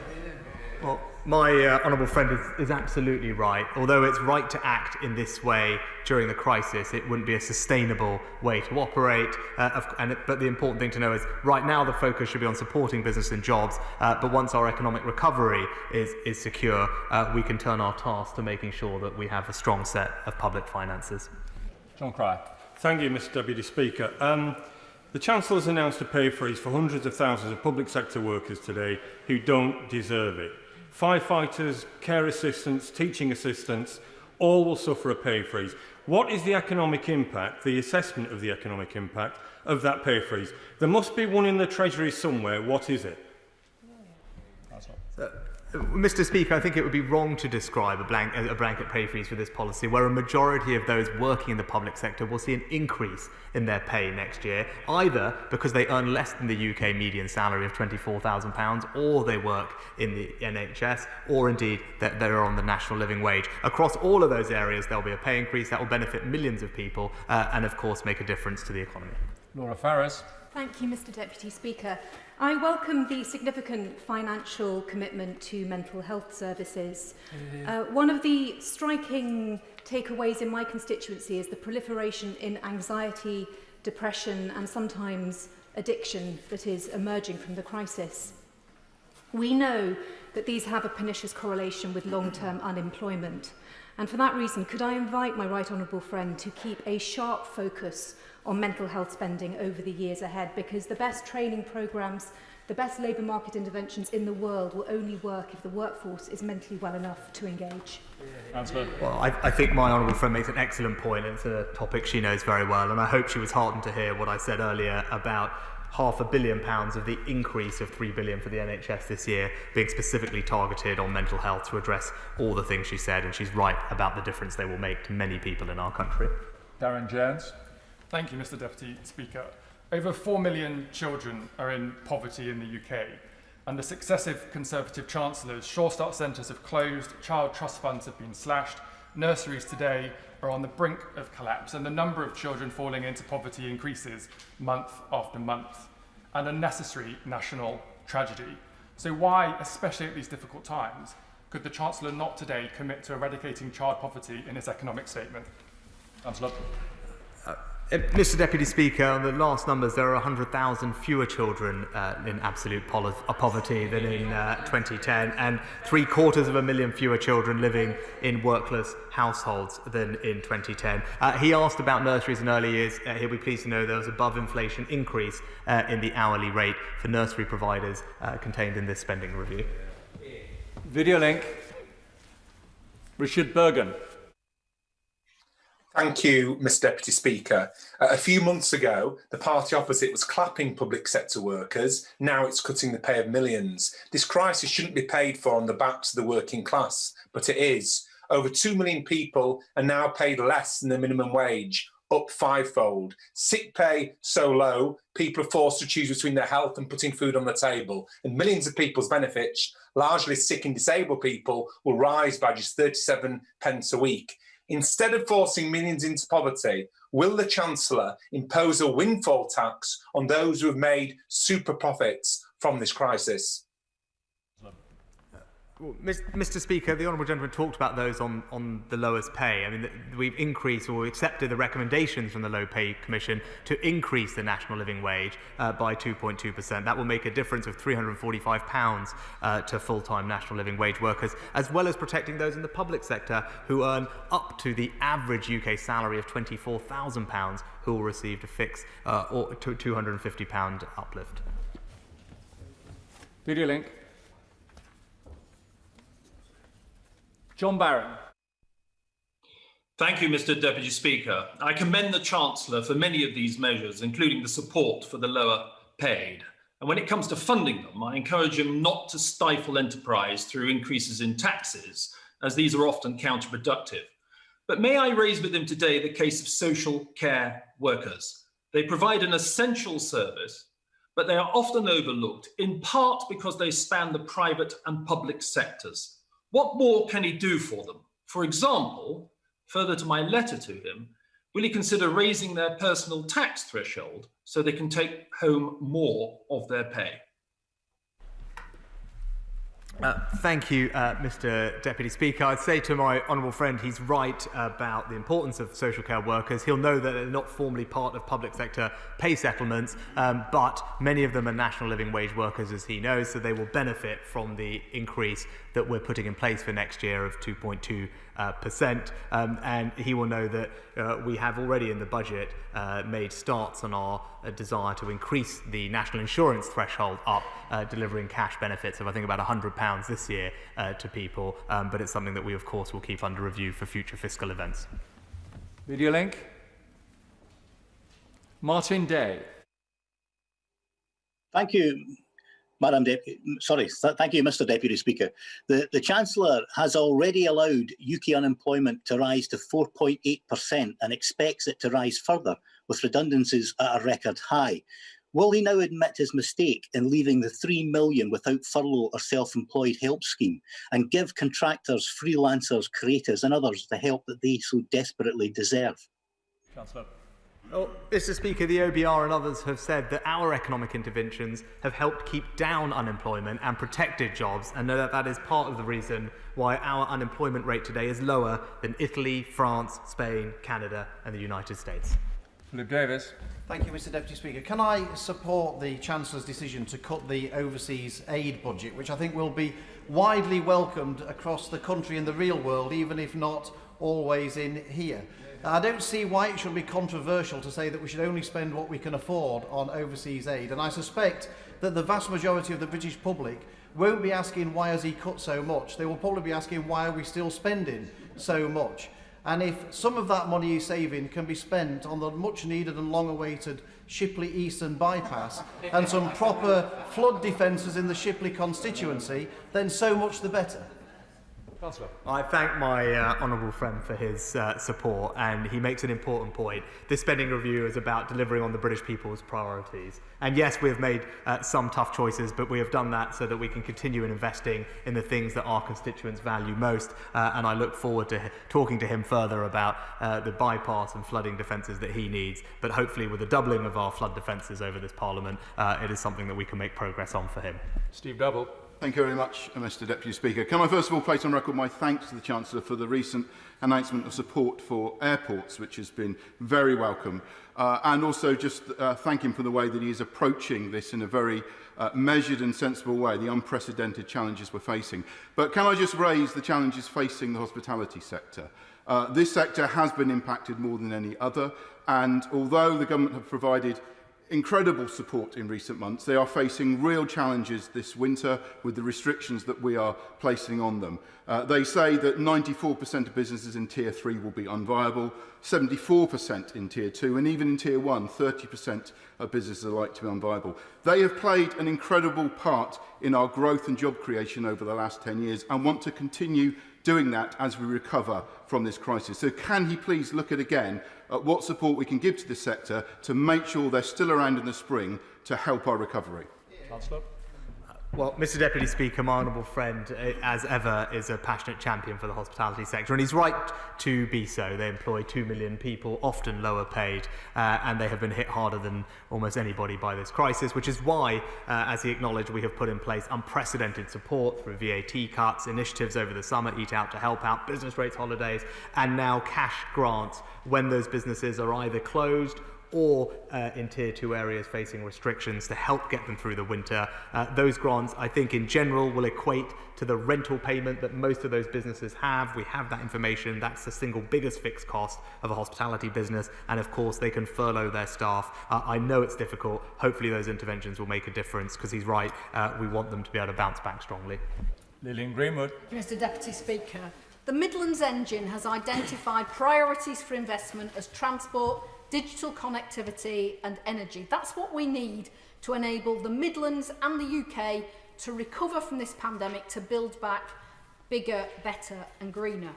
But according to the IFS, the East Midlands has suffered the lowest level of transport spending per person since 2014-15. We've also been at the back of the queue for all capital spending for at least 5 years. So if he's serious about levelling up, can he guarantee that the East Midlands will receive the highest allocation of any region when he hands out his new levelling up fund? Chancellor.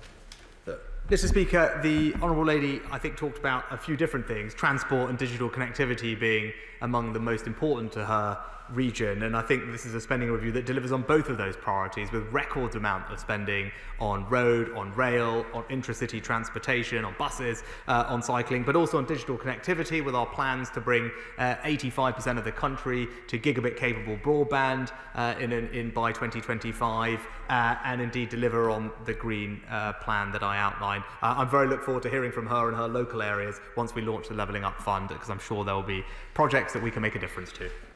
Video link. David Morris. Thank you, Mr. Deputy Speaker. Mr. Deputy Speaker, I welcome the Levelling Up Fund. A project that I've been championing since the outset is the Eden North project.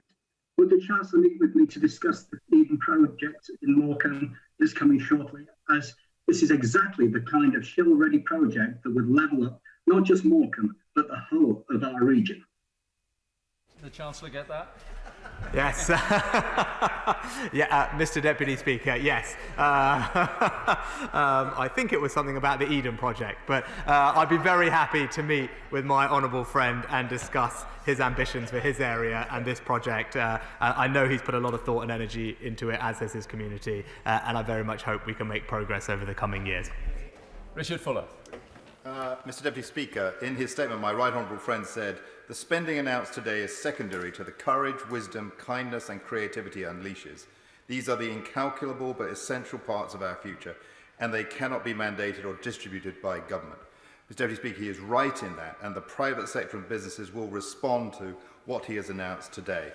But may I ask my right honourable friend, when it comes to consideration of taxes, will he look to protect the incentives for those who invest and grow such businesses?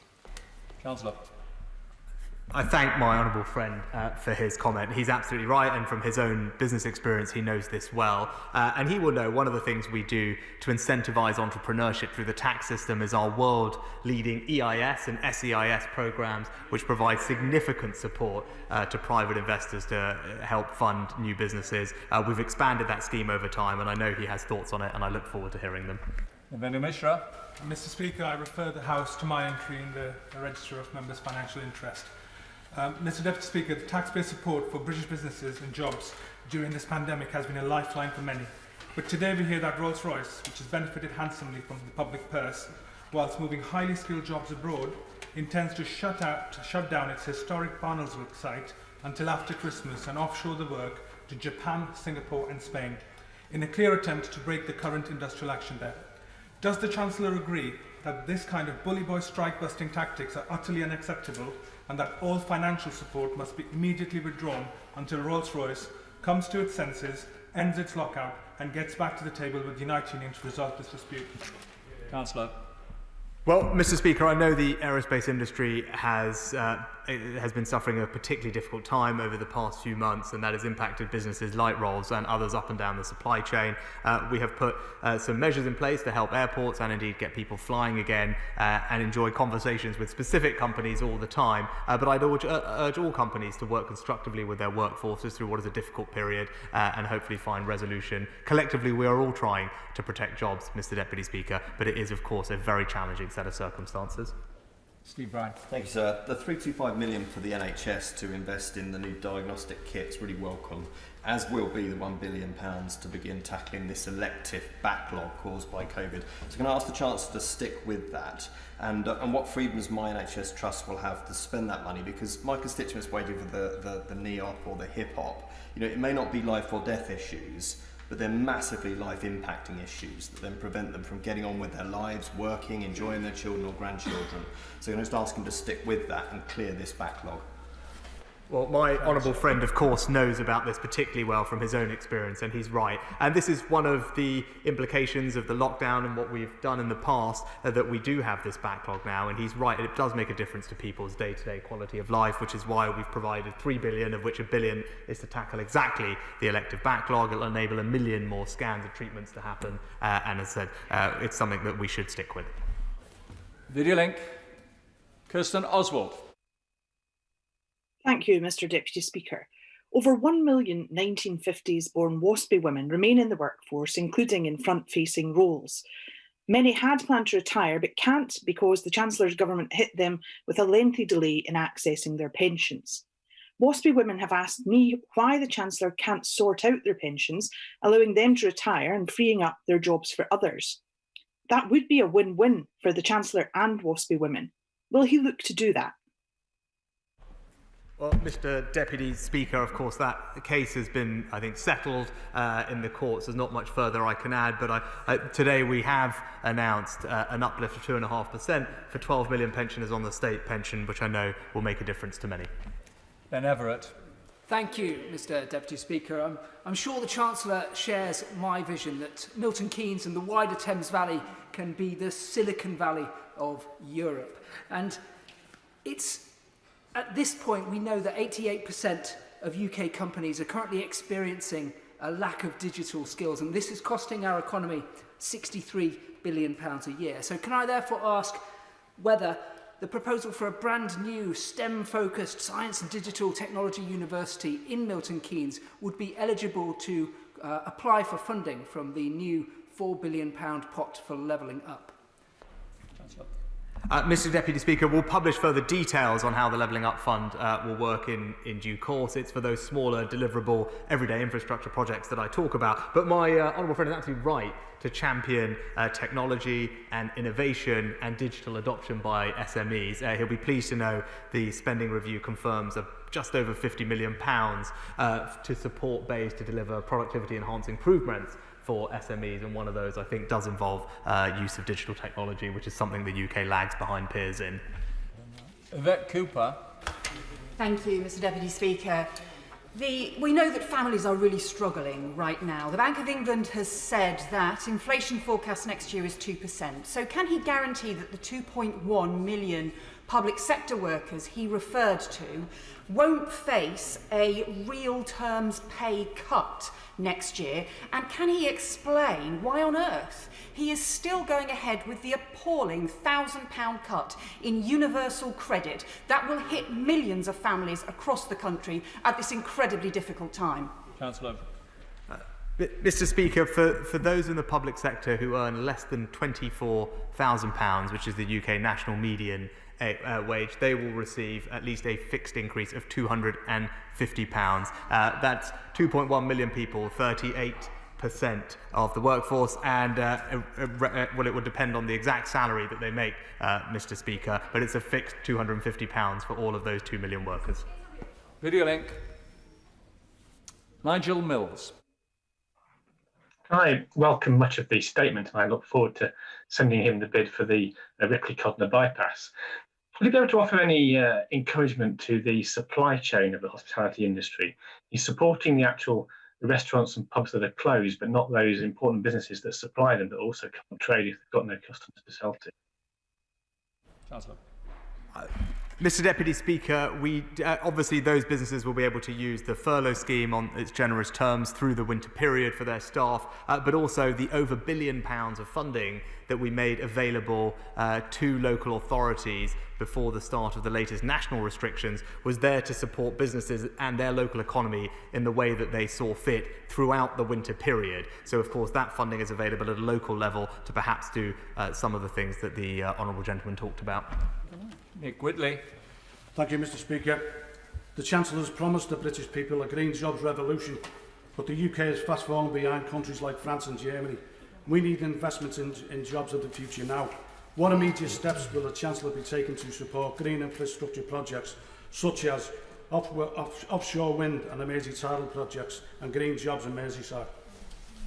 Mr Deputy Speaker, I don't believe we are behind France and Germany. We're phasing out ICE vehicles 10 years before France is, and we're phasing out coal 13 years before Germany is. And indeed, the Prime Minister's 10-point plan will support up to 250,000 green jobs, building on the progress we've made, being the country that has decarbonised the fastest out of all major economies.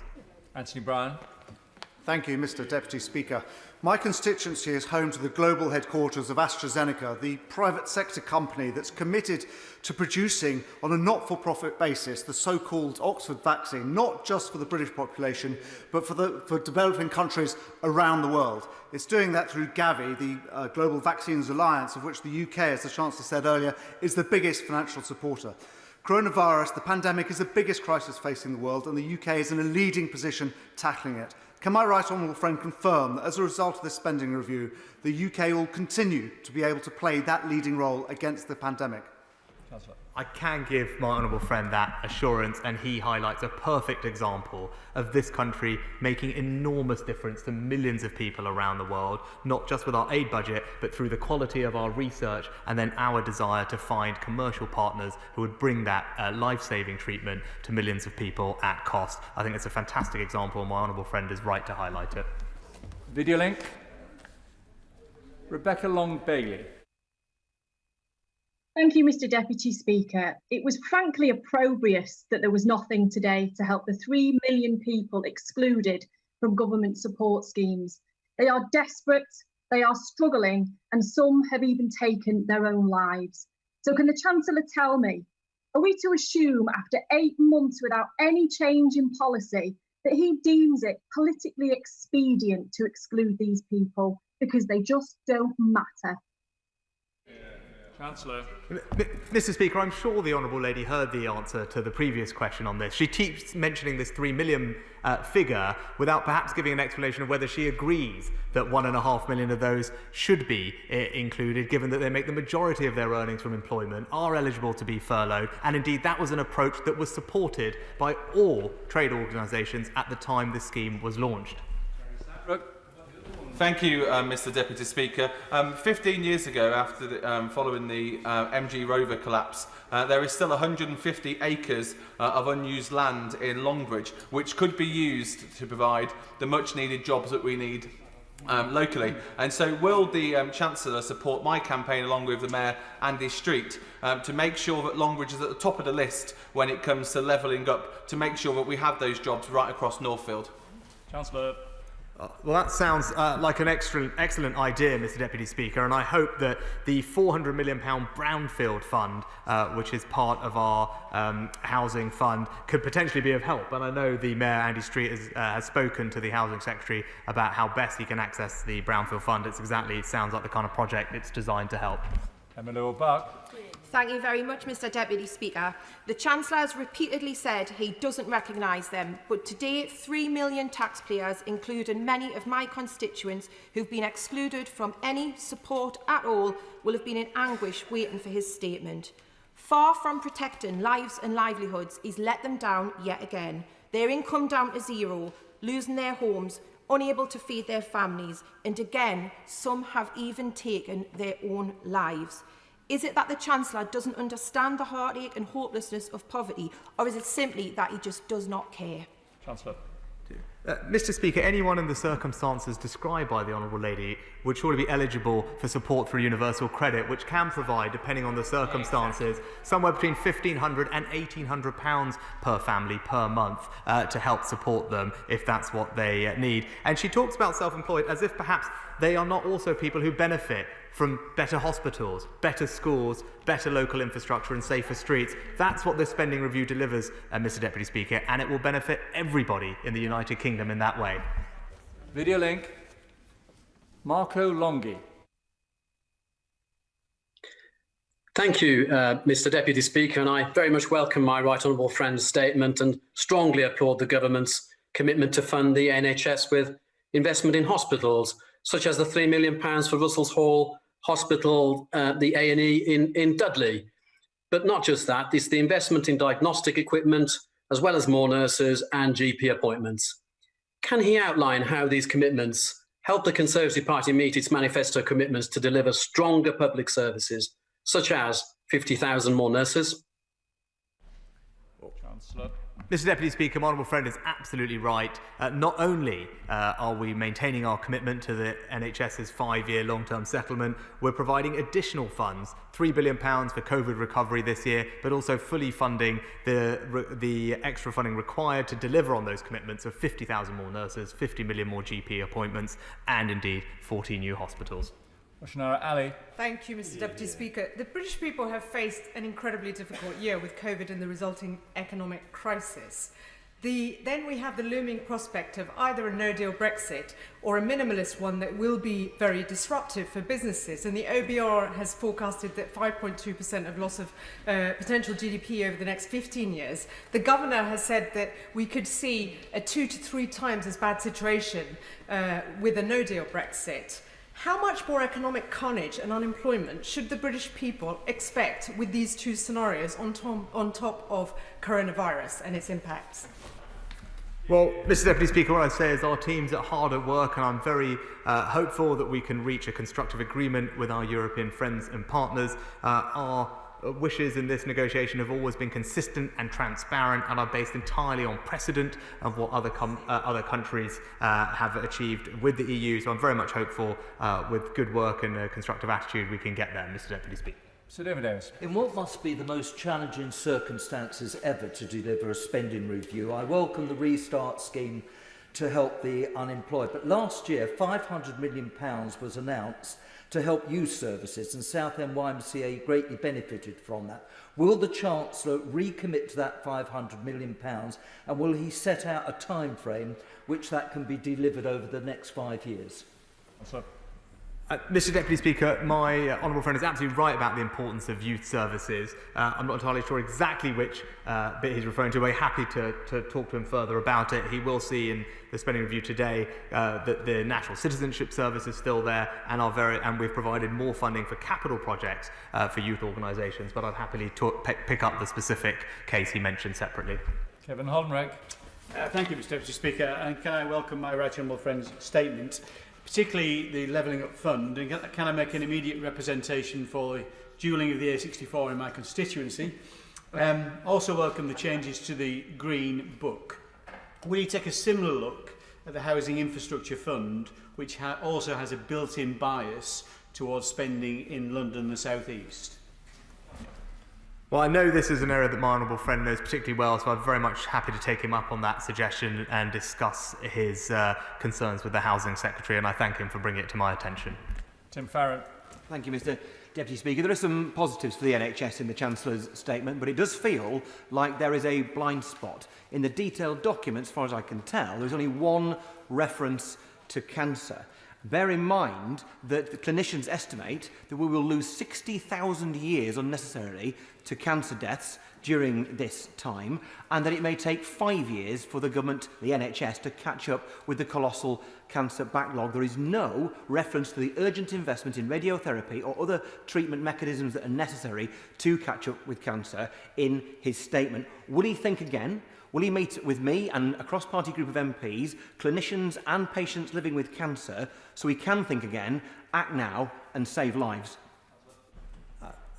Mr Deputy Speaker, of course it would be for the Secretary of State for Health to underdo the detailed allocations of this budget, but I would point to the £3 billion for COVID recovery, £1 billion of which is to help tackle the backlog, both of elective surgery but also screening and diagnostics, which I think will help. We also have provided £325 million, Mr Deputy Speaker, to invest in new diagnostic machines, replacing ageing machines, about 2/3, which presumably does help with referrals and identification of cancer. But of course, the Secretary of State for Health would be the best person to discuss the exact allocation of the increased NHS budget. Video link. Andy Carter. Thank you very much, Mr Deputy Speaker. Can I praise the very measured and sensible way the Chancellor has approached this spending review, and I welcome in particular the infrastructure fund with levelling up in the north of England a real priority. I look forward to discussing more projects for Warrington South with him. I'm particularly pleased to see those working in the lowest paid public sector jobs will also get a pay increase. But can he confirm the extra police officers promised for Cheshire will be delivered so that we can tackle antisocial behaviour and protect our communities from the dreadful impact of county lines drug gangs? My honourable friend is absolutely right about the importance of safer streets. I'm pleased to tell him this spending review makes available £400 million more for the Home Office and local policing to make sure that we can recruit an additional 6,000 police officers next year on top of the 6,000 this year in order to make great progress on our way to 20,000 by 2023. Video link. Matt Vickers. Thank you, Mr. Speaker. My right honourable friend has had to make some tough decisions on issues like foreign aid, but can he assure me that by doing this, he'll be able to focus on domestic priorities and the levelling up agenda that can do so much for so many in Teesside? Yeah, I thank my honourable friend for the question. He's absolutely right. This spending review is about focusing on the priorities of our constituents. And I'm sure he's will be pleased to know, and his constituents will be pleased to know, that we've made available £3 million today for the Tees Valley Hydrogen Transport Hub. Teesside is at the heart of our hydrogen revolution, bringing new jobs and attracting investment and driving growth in his local area. And that's an example of the kind of local priority that we can now fund, having made these tough decisions. Hilary Benn. Thank you very much indeed, Mr. Deputy Speaker. The Chancellor said he wanted to invest in the places that we call home, but the homes of thousands of leaseholders are currently worthless fire risks because of the cladding scandal which they didn't cause. Now, he will be well aware that the 1.6 billion he's already allocated is nowhere near enough to make all of these homes safe again. The leaseholders don't have the money, and as far as I can tell, looking at the Blue Book, not an additional single penny has been allocated. So my question to him is, how much longer will my constituents have to wait before they are able once again to call the place in which they live a home? Mr. Speaker, I'd say to the right honourable gentleman, we have made available £1.6 billion, which means at this moment 80% of high-rise buildings with ACM cladding have work underway or complete. That number is likely to rise to 100% by the end of the year. And with regard to people who are unable to move, I think he is referring to the issue with the EWS1 certificates, which I think the Secretary of State made a statement on this recently, but he'll be pleased to know £700,000 was made available to help more assessors qualify to undertake those assessments. And I know my right honourable friend, the Housing Secretary, is in conversations with UK Finance and RICS to ensure that use or demand of those certificates is appropriate and proportionate to the needs of the situation. Video link. Julian Sturdy. Thank you, Mr. Deputy Speaker. And I understand my right honourable friends had to make some difficult decisions. And as we seek to rebuild our economy in the months ahead, I'm delighted to hear his commitment to investment in infrastructure. But can he set out what that means for the North, and in particular for York and North Yorkshire, and what benefits that will bring to my constituents in York Outer? Well, Mr. Deputy Speaker, I thank my honourable friend, and he's right. This is about making difficult decisions so that we can prioritise the things that our constituents want us to. I know in his area he'll be pleased to know that there has been a success for access to the new Stations Fund. I think for the Haxby station, that's an example of this government delivering on its promises, trying to find ways to improve local transport infrastructure in his local area to drive growth and opportunity, and we will relentlessly focus on those types of priorities. Video link. Barry Sherman. Mr. Deputy Speaker, thank you. Can I ask the Chancellor of the Exchequer, can we have this new infrastructure bank in Yorkshire and in Huddersfield in particular? And is he sure that he has paid enough attention to the tremendous challenge of young people's unemployment and young people who want to get into a job, who want to be trained? And is his programme today, that he's announced today, sufficient to train a whole new generation of young people as green apprentices? Mr. Deputy Speaker, I of course would be sympathetic to the idea of putting the bank in Yorkshire, as the honourable gentleman knows, but I have to tell him he was slightly beaten to the punch over the weekend, I think, by my honourable friend from Shipley making a pitch for Bradford. But in any case, I'll happily hear his thoughts. He's right about the focus on young people. The new Restart programme will be able to help 1 million people who have been unemployed for over a year. But before even that happens, Mr. Deputy Speaker, we've got the Kickstart programme, which will benefit 250,000 young people more if the programme is successful. And he talked about apprenticeships. Rightly, we've increased the cash bonus to businesses to £3,000 for them to take on a fresh new young apprentice, because he is right, that is where our focus should be. Jane Stevenson. Thank you, Mr. Deputy Speaker. I thank the Chancellor for a range of measures to support those on low incomes and also to protect the most vulnerable, whether that's by an uplift to cash for local authorities to identify and support vulnerable families, or with the holiday activities and food programme, an uplift to the Healthy Start programme. Levelling up is crucial to a seat like Wolverhampton North East. Can the Chancellor reassure my constituents that this government will continue to prioritise job creation, investment and other opportunities for them? My honourable friend is absolutely right. This government is committed to spreading opportunity across the country, especially in places where people feel they haven't had the same fair crack at the whip as before. Our Levelling Up Fund is designed to correct that, and I know also today that whole local area will be benefiting from discounted funding from the Public Works Loan Board to help with local infrastructure projects. That's a symbol of our commitment to her area and her constituents. Mr. Sen. The Chancellor said that my honourable friends were wrong about the number of working people excluded from financial support. It's the freelancers and the self-employed who haven't had any support who think he is wrong. In the Liverpool City region, the Mayor Steve Rotherham has found a package to support some of those people who have been excluded.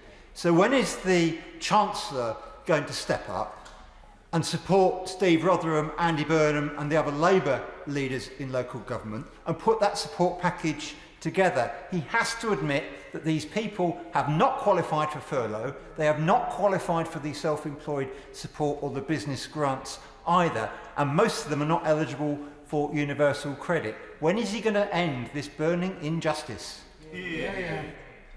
Mr. Deputy Speaker, £1 billion has been provided to local authorities across the country to support their businesses and local economies as they see fit. And of course, that funding has made available to his local authority. If that's how they choose to use it, of course, that is up to them. But there's a range of different support we've provided, Mr. Deputy Speaker, whether it's loans, whether it is access to our more generous welfare system, or indeed mortgage holidays that 1 in 6 mortgage holders use in the end. These are all ways that we've tried to do our best to provide support to the largest number of people possible. Okay. Mr. Speaker, I wholeheartedly welcome the announcement that doctors, nurses and NHS workers will be getting a pay increase.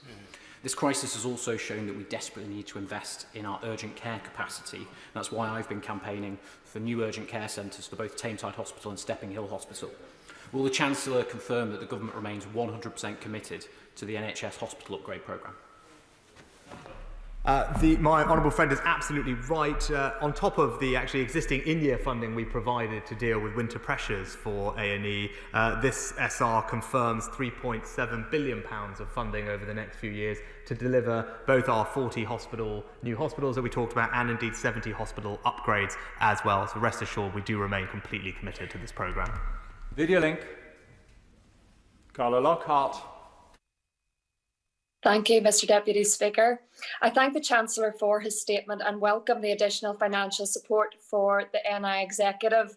I also look forward to the detail of the pay rise for nurses, doctors and healthcare workers and how Northern Ireland healthcare professionals can benefit. In my constituency of Upper Bann, the private sector has been absolutely devastated by COVID-19, and had it not been for the support provided by him, many businesses would be closed. What will the Chancellor do to ensure the private sector recovery is supported across the United Kingdom, and will he undertake to show his clear commitment to UK-wide recovery by visiting my constituency when the restrictions permit, to meet businesses who want to thank him and to be part of our national economic recovery. Well, I thank the Honourable Lady for her kind comments, and she's right about the importance of especially our small and medium-sized businesses to help drive our recovery. We've provided cash grant support to them, the ones that are most impacted by the restrictions. That extra funding comes to Northern Ireland. But also, our UK-wide basis, we've provided tax cuts, grants, loans, and other things that she'll be aware of. And she can rest assured that I will keep all of that in my mind as we think about how to exit this crisis. And I look forward to my first visit as Chancellor, hopefully to Northern Ireland in the near future. Angela Richardson. Thank you, Mr Deputy Speaker. I welcome my right honourable friend's statement this afternoon. He will know that affordable housing is needed in my constituency of Guildford, but development is constrained by Greenbelt, which we are rightly enhancing and protecting as a manifesto commitment. Therefore, would he outline what fiscal steps he is taking to support councils like mine in regenerating brownfield sites?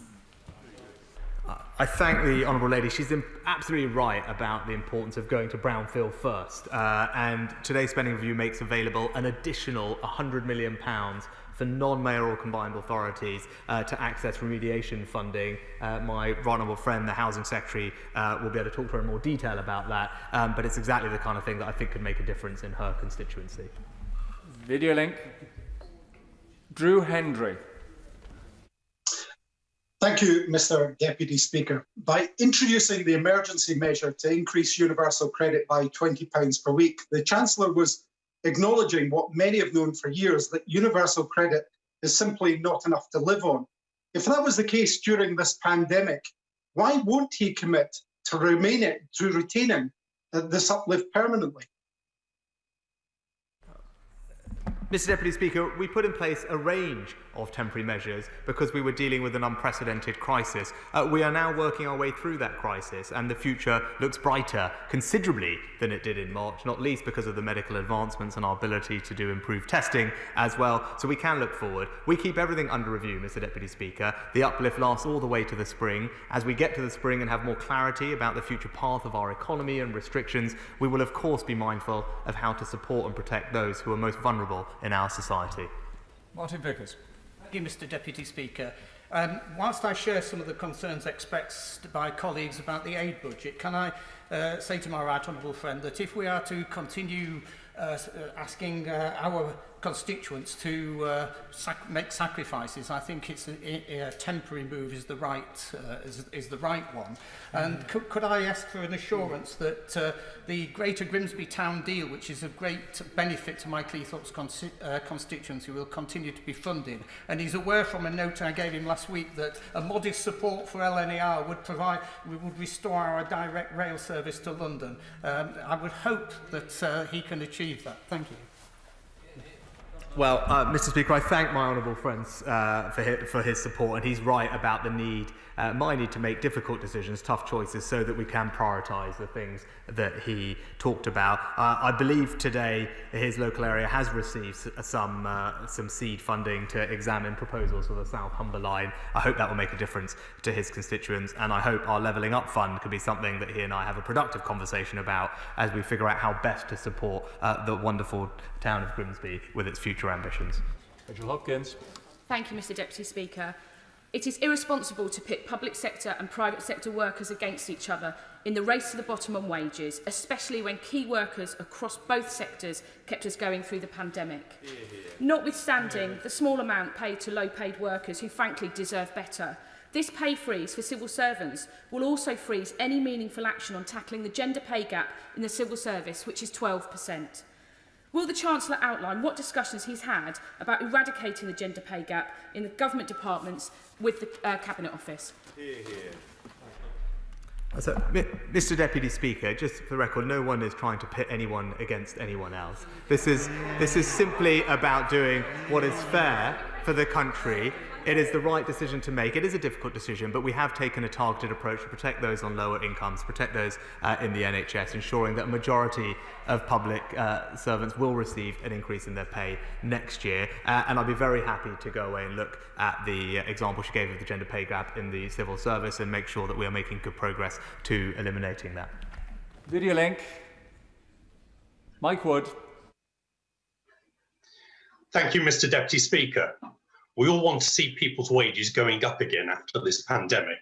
My right honourable friend's statement provides a strong foundation for securing that. At a time when many workers in the private sector face cuts or job losses, I can understand why it's necessary to pause public sector pay rises other than those for frontline NHS workers and those earning less than the national average. But will he join me in urging the Independent Parliamentary Standards Authority to make sure that that freeze must also extend to the salaries of members of Parliament? Well, I think my honourable friend makes an excellent point, and the way he framed it, I think, was spot on. He will be reassured to know that the Chancellor of the Duchy of Lancaster has written to IPSA on behalf of the government, the Prime Minister and I, to express our views on the situation and to enable them to be informed about the pay policy that we put in place in the public sector, and urge them to take account of that when they set pay policy. Of course, they're an independent body, but I would hope very much that they look at what we're doing. Did you link? Vicky Foxcroft. Thank you, Mr. Deputy Speaker. The Youth Violence Commission report published earlier this year highlighted the importance of high-quality youth services provision. Yet in a recent written response to the report, the member for Lambton Horncastle made no mention of the Youth Investment Fund, and the same applies to the Chancellor today. Indeed, when the member for Southend West asked about this, the Chancellor didn't seem to know what he was on about. Does this mean the promised and already delayed 500 million has been shelved? No, Mr. Deputy Speaker, it hasn't been shelved, but I can tell the Honourable Lady there is extra funding in this spending review for youth services. There's an amount of money for extra capital projects for youth clubs, and of course funding for the National Citizenship Service, and more generally the government will review its approach to all youth services later this spring, and my right honourable friend, the Secretary of State, will set out details in due course. Jones. Thank you, Mr. Deputy Speaker. I welcome the focus on infrastructure in this statement. As my right honourable friend knows, I chair the All-Party Infrastructure Group, and I can tell him that the industry has been looking for certainty, as he is providing today. Does he agree with me that certainty will allow the industry to plan better and through that to deliver better value, and also develop skills programmes, including apprenticeship programmes? Yeah, my honourable friend is absolutely right, and it's that because of that multi-year certainty, particularly on the capital side, that we can deliver projects more efficiently, faster and at lower costs, and that certainty also helps the supply chain to take on new apprentices, helped indeed by our apprenticeship bonus as well. But he's absolutely right, we must train the next generation and create jobs as we deliver this infrastructure, and that's exactly what we're doing. Thank you, Mr. Deputy Speaker. Britain's publicans and the wider hospitality trade are facing a catastrophic Christmas. The government's mishandling of coronavirus and the lack of evidence behind the policies on pubs particularly, and the lack of a financial package to support them going forward from this second lockdown is going to mean many of them never open their doors again. Will the Chancellor, rather than getting to his feet and congratulating him on what he did in the first lockdown, actually give Britain's publicans some kind of sense that there's a package coming that might see them through the winter?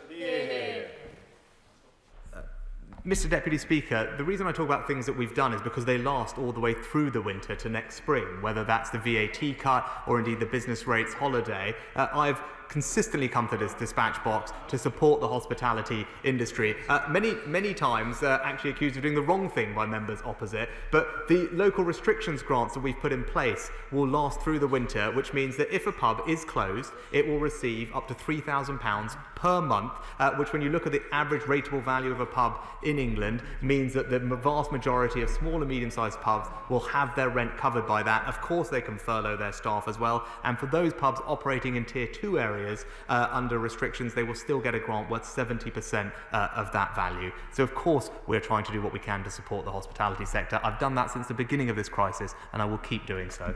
Nikki Hagan. Thank you, Mr. Deputy Speaker.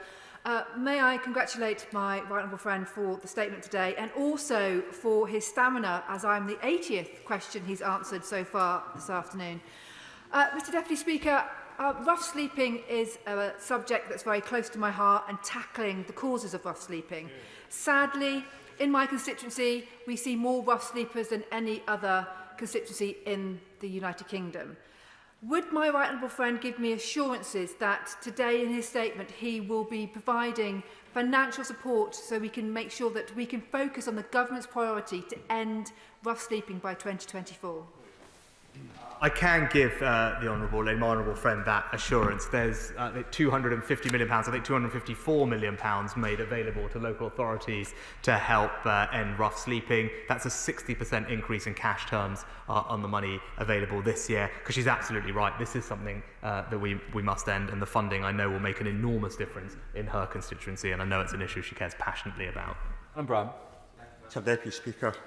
Braehead Foods, a large employer in my constituency, supplies top quality produce all over the United Kingdom. Now, furlough has been welcome for them, but they need additional support to cover fixed overheads while borrowing is maxed out and orders are almost non-existent. So please reconsider past requests from myself and the Federation of Wholesale Distributors and provide a grant or rates relief system that can be replicated in Scotland for UK food wholesalers like Braehead that are above the 51,000 business rates threshold, so that they can actually stay afloat and then play their part in the post-COVID economic recovery. Well, Mr Deputy Speaker, business rates are of course a devolved competency, and I'm sure the honourable gentleman can talk to the Scottish Government about their plans. They obviously will receive £2.4 billion of Barnett consequentials as a result of what we're doing this year, and it could be that they could choose to use some of that funding to provide support in the way that he asked. Thank you, Mr Deputy Speaker. Earlier this week I spoke with many people and companies, training providers and others in my constituency talking about apprenticeships and how we need to improve the system, make it more flexible. Would the Chancellor set out in further detail what measures this spending review will do to help businesses, training providers and young people get the apprenticeships that they deserve? Well, Mr Deputy Speaker, my honourable friend knows this well with his own business experience, and he's absolutely right. What business has been asking for is more flexibility with how levy funds are used. I'm pleased that we can deliver that today. It means businesses can transfer their unspent levy funds down the supply chain easily in bulk to small and medium-sized companies. We're going to create a matching service for that to happen, and we're also going to allow employers in certain industries at first to front load some of the training funding, which is what they also wanted. Those obviously will be funded by the government, all those changes that happen as a result of us getting less in the levy funding, but we think they're the right thing to do. They will support business and support apprenticeships, and he's right to raise it. James Wilde. Thank you, Mr Deputy Speaker. The focus on the NHS and infrastructure is welcome, and the Queen Elizabeth Hospital in King's Lynn is on the front line of dealing with COVID, and it's 40 years old, but was built only to last 30 years. So will my honourable friend look seriously at the compelling case for QEH to be one of the 8 additional hospitals to be built on top of the 40 announced today? Well, Mr Deputy Speaker, I look forward to hearing from my honourable friend about the plans that he has and the ambitions for his local hospital. I know the Secretary of State for Health will also be interested. He will know how committed we all are to improving our hospitals and having new ones across the UK. There's funding for that today, but I'm happy to discuss further. Video link. Beth Winter. Thank you, Mr Speaker. In Wales, aerospace generates 1.47 billion in GVA for the Welsh economy. Since the pandemic, GE Aviation, which employs 200 of my constituents, has suffered 600 job losses, with future job losses likely. The sector faces a very uncertain future, which will have a devastating impact on our communities. These highly skilled workers have transferable skills. With the Chancellor's stated interest in funding the development of green initiatives, would he consider a sector-specific package to support such a development for my constituents? Mr Deputy Speaker, I know in my conversations with industry, one of the things they were very keen to see was an extension of our job support and furlough schemes, which is something we have been able to provide, and I know that will make a difference in preserving those valuable skill matches she talked about. And she will also know that there is an existing R&D pot that Department for Business runs, where it works with the aerospace industry to access, and also some of the new R&D we've put aside for our net zero transition will also help, because it's designed on reducing emissions and finding new ways in the transportation sector. William Ragg. Thank you, Mr Deputy Speaker. As somebody who campaigns to protect Greenbelt land, I welcome my right honourable friend's additional investment in prioritising brownfield development. His changes to the Green Book will also benefit the North West for infrastructure investment, but will he say more about what he can do to incentivise business growth in the north of England, which will bring jobs and, importantly, tax revenue to fund many of his spending commitments he's announced today? Well, Mr Deputy Speaker, my honourable friend is absolutely right. Although not part of the spending review, but just very recently announced, is the extension to the annual investment allowance. It was due to expire at the end of this year. This allows small and medium-sized companies to write off in full investments of up to £1 million. So that is a tax break that we are extending into next year. I know it will be warmly welcomed by businesses in his constituency, allow them to invest in their growth in a tax-advantaged way. Peter Kyle. Thank you, Mr Deputy Speaker. Brighton and Hove has double the national average of people renting their homes, and yet the cost of rental in Brighton and Hove is the same price as central London. I am hearing from an alarming number of people who are struggling to pay their rent. They're either running businesses or they're in employment which isn't covering the bills, they are running out of savings, and soon they will be destitute. Can the Chancellor say, he didn't say anything about rental homes in his statement, what assistance can be given to making sure that people can stay in their homes till the end of this crisis and they can start earning money again? Mr Deputy Speaker, what I can say is that the local housing allowance uplift that we put in place this year will be maintained into next year, the £1 billion, and I know that is of benefit to about 1 million households at about £600 each. So that's the main announcement today, but I'd be very happy to hear if there are further things. He'll know about our £12 billion affordable homes programme, which is designed to build 180,000 affordable homes over the coming years as well. Harriet Baldwin. Thank you, Mr Speaker. And it's almost exactly a year since we launched our manifesto, and today's sobering statement has laid bare the impact that the pandemic has had on the nation's finances and the difficult choices that the Chancellor is having to make. And he has done well to keep manifesto pledges on track. But I feel I need to make it clear that I personally feel ashamed that the only manifesto pledge we are breaking today is our promise to the world's poorest. Mr Deputy Speaker, I know this is a topic on which my honourable friend feels very passionately about, and rightly so. As she would have heard me say, that this is something that we do with heavy heart, and it's something that enables us to make progress on our other priorities, and it is indeed temporary. We intend to return to 0.7% when the fiscal circumstances allow. Video link. Audio link. Margaret Ferrier. Thank you, Mr Deputy Speaker. According to the Institute for Fiscal Studies, public sector pay is now at its lowest level in decades relative to the private sector. While the announcement of a pay rise for NHS workers is welcome, other public sector workers will be put in even greater financial insecurity by the pay freeze. Does the Chancellor not feel that in the context of the great work they're doing at the moment in this pandemic, this public sector pay cap is a dramatic failure to show our appreciation for all their hard work?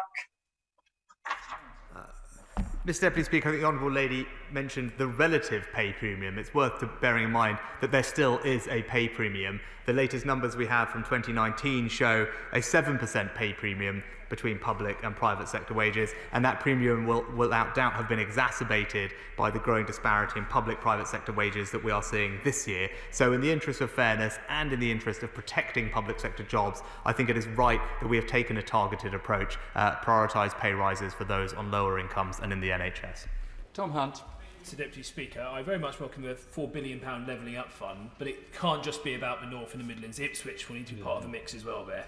I also welcome the schools budget, over £7 billion extra funding into schools, but I'm very passionate about special educational needs provision, as the Chancellor will know, and I just wanted assurances from him that when we're talking about this extra investment, we're talking about the extra 500 schools over the next decade, that must include providing first-class special education needs provision, which does cost a lot, but is absolutely worth it.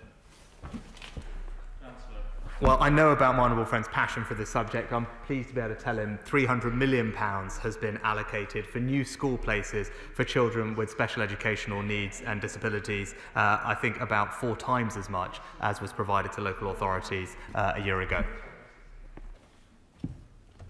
Meg Hillier. Deputy Speaker. Mr Deputy Speaker, we've heard a very much a smoke and mirrors statement today, with the Chancellor repeatedly saying there's more cash year on year than in the last decade. Well, that's easy to say after 10 years of austerity and cuts. But I want to focus particularly on the local government settlement, which actually is a static settlement on the departmental expenditure limit, but has this mysterious phrase, the core spending power, which has become commonplace now in government, which includes the option to increase council tax. Council tax is a regressive tax. There are some councils with a very low council tax base where the percentage increase will mean very little money into the coffers. So even were councils to go down this route, how is he going to make sure in his levelling up agenda that those councils don't lose out because they've got a lower council tax base? Mr Deputy Speaker, as former local government minister, fortunately my first job, I'm happy to tell the Honourable Lady there's nothing smoke and mirrors about core spending power. It is the metric on which the local government finance settlement is done every year. It is the main metric that is focused on, and it is going up 4.5%, which is a very high level compared to any of the last years. She's right about how council tax works, which is why we've put in an additional £300 million of grant. That comes on top of the existing grant. Part of that is used for equalisation. The exact way that that works is a matter for MHCLG, but as is always the case, we have an equalisation element to the grant to deal with the issue that she specifically raised. I'm talking that. Thank you, Mr Deputy Speaker. First of all, may I pay tribute to my right honourable friend who's got the most extraordinary, difficult job in juggling the nation's finances at this time. I pay tribute to his investment in levelling up, and I also pay tribute to his focus on business, which after all is going to pay for all the money that he's just spent. Could he perhaps tell me a little bit about the aid budget, however? Because what I've noticed 20 basis points moving from aid into defence, a very welcome defence budget, certainly, but at a time when aid has never been more needed, in extending the perimeter of our public health to countries where otherwise the COVID crisis would run wild, surely this is not exactly the right moment to be reducing those defences. And secondly, would he agree with me that the 2015 Act, to which he's made reference this afternoon, clearly gives him the opportunity to opt out of the 0.7 target according to 3 different metrics, all of which are covered by the COVID crisis, and therefore he can do his reduction, if he feels it is necessary, with no change in the law whatsoever? Well, Mr Deputy Speaker, I'm thankful to my honourable friend for his comments and indeed the constructive conversations I've had with him on both our aid budget but also our defence budget and more generally our place in the world, which he rightly champions and does a very good job of. And he's right that we should look holistically at that, and he made a good argument for why we play a role, particularly with providing security through our defence budget to many places. Given that he's right also about the 2015 Act and the so-called ouster provision contained within it, but given we cannot predict with sufficient certainty when exactly the current fiscal circumstances will have improved and our need to plan accordingly, we do intend to look at bringing forward appropriate legislation in due course, but my honourable friend, the Foreign Secretary, will be making a statement tomorrow and can answer the question in more detail. Sir Geoffrey Clifton-Brown. Deputy Speaker, may I admire my right honourable friend the Chancellor's stamina in answering well over 90 questions.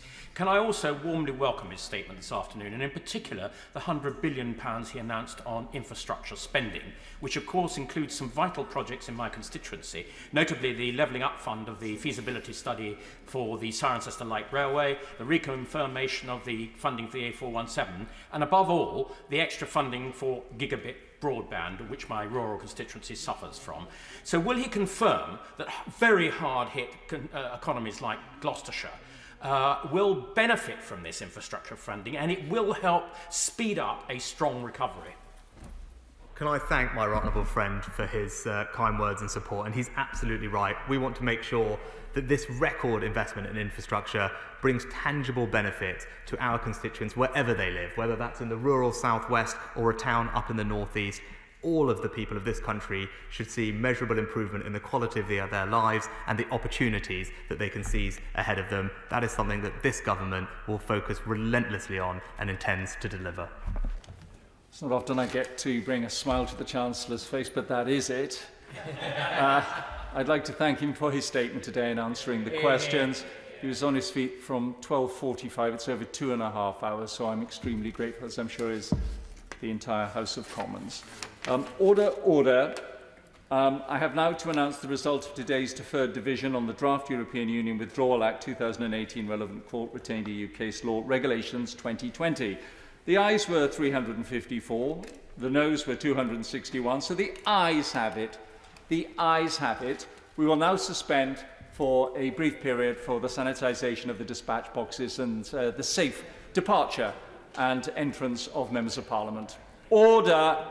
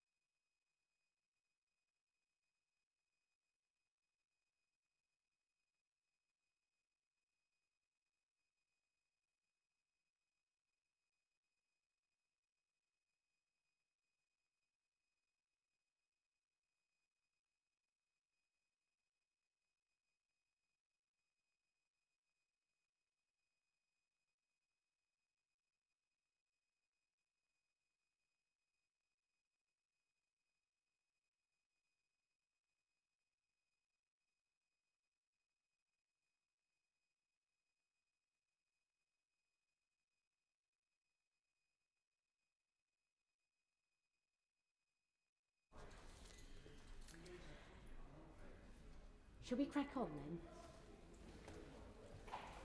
Right. Order. Order. We now come to the 10-minute rule motion. Gerald Jones. Thank you, Madam Deputy Speaker. I beg to move that leave be given to bring in a bill to amend the Road Traffic Act 1988 to provide that dangerous and careless or inconsiderate driving offences may be committed in places other than roads and other public places and for connected purposes. Madam Deputy Speaker, in August 2017, a 22-month-old girl, Pearl Melody Black, from my constituency of Merthyr Tydfil and Rumney, was tragically killed whilst walking with her father and brother. Pearl was killed by an unoccupied vehicle that rolled from a private drive in Merthyr Tydfil onto the highway, down a hill, crashing into a wall that subsequently crushed her and then injured her father and brother. In the months after the incident, officers from the Serious Collision Unit of South Wales Police worked tirelessly putting a case together to provide justice for the family. In short, all tests concluded that the car was mechanically sound and that it rolled because the handbrake was not fully engaged and the automatic transmission not fully placed into park. The case was sent to the Crown Prosecution Service in March 2018 and was worked on by the London office as well as an independent QC hired by the CPS to consult. Everyone was hopeful of a conviction under the death by dangerous driving category, and the CPS also looked into other possible options. In June 2018, however, the CPS stated that they were unable to send the case to court, as a glitch in the law states that the vehicle must have started its journey on a public road to make a prosecution under this legislation, that is the Road Traffic Act 1988. Even though Pearl was killed on a public road, the fact that the vehicle started its descent from a private drive has meant that prosecution was not possible. The coroner stated that the vehicle was in fact well maintained. It seems the issue here was very much driver operation. The inquest heard that the handbrake hadn't been fully applied in the park mode. Over the past 2 years, I've been meeting with Pearl's parents, Gemma and Paul, who I know will be watching the reading of this bill today, to look at what could be done to change the legislation so that other families do not face this kind of injustice in future. The inquest into Pearl's death was heard in October 2018 and the outcome was accident. However, with the support of South Wales Police and the CPS, Pearl's parents sought a change in the law and are continuing to do so to stop other families being in a similar situation of not being able to secure justice following such a tragic and completely preventable incident like this due to a legal loophole. As Gemma and Paul acknowledge, it won't help bring justice for Pearl, as legislation is not retrospective, but if this law can be changed to prevent anyone else from suffering this injustice again, it may provide some comfort. Having spoken to the Public and Private Bill Office and held meetings with government ministers, I appreciate that there is no current major transport bill that could provide a vehicle for this change. I'm therefore hoping to bring in this bill to at least allow us to start making some progress, and I hope that the government will also look at this bill carefully to see if it can be included in any future government legislation. It's wholly wrong that in such cases as this, and as tragic as that which I've outlined, justice cannot be achieved. There's no conviction simply because the land on which it takes place is not classified as public. However, Pearl's case is sadly by no means an isolated one. In 2017, the Honourable Member for Elmet and Rothwell raised the case of a tragic accident where a young boy was killed by a tractor, the driver of which was more than twice over the legal limit for driving. What is very likely to have otherwise been a prosecution for death by dangerous driving with a sentence of a number of years' imprisonment was in fact a prison sentence of little over a year and only prosecuted under health and safety legislation. Again, this awful and preventable tragedy saw no real justice because it took place on private rather than public land. In his response to the debate, the government minister at the time acknowledged that an overarching change in the law to cover driving offences occurring on private land in general would be a very significant and difficult piece of legislation due to the wide-ranging nature of land that comes under the definition of private and complications around other classifications of private land, such as land being used for military, commercial and other official purposes, and exemptions from legal proceedings for offences committed as a result.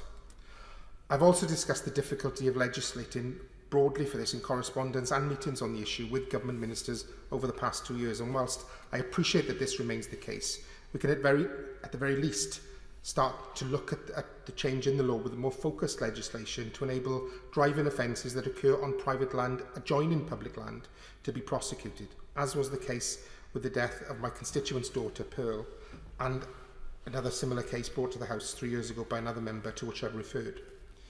If the law were changed in relation to driving offences occurring on private land adjoining public land, it would be a very powerful deterrent, in my view, to road users showing carelessness, as well as those who have no doubt exploited the current loophole in the law to avoid conviction when they've undoubtedly been at fault.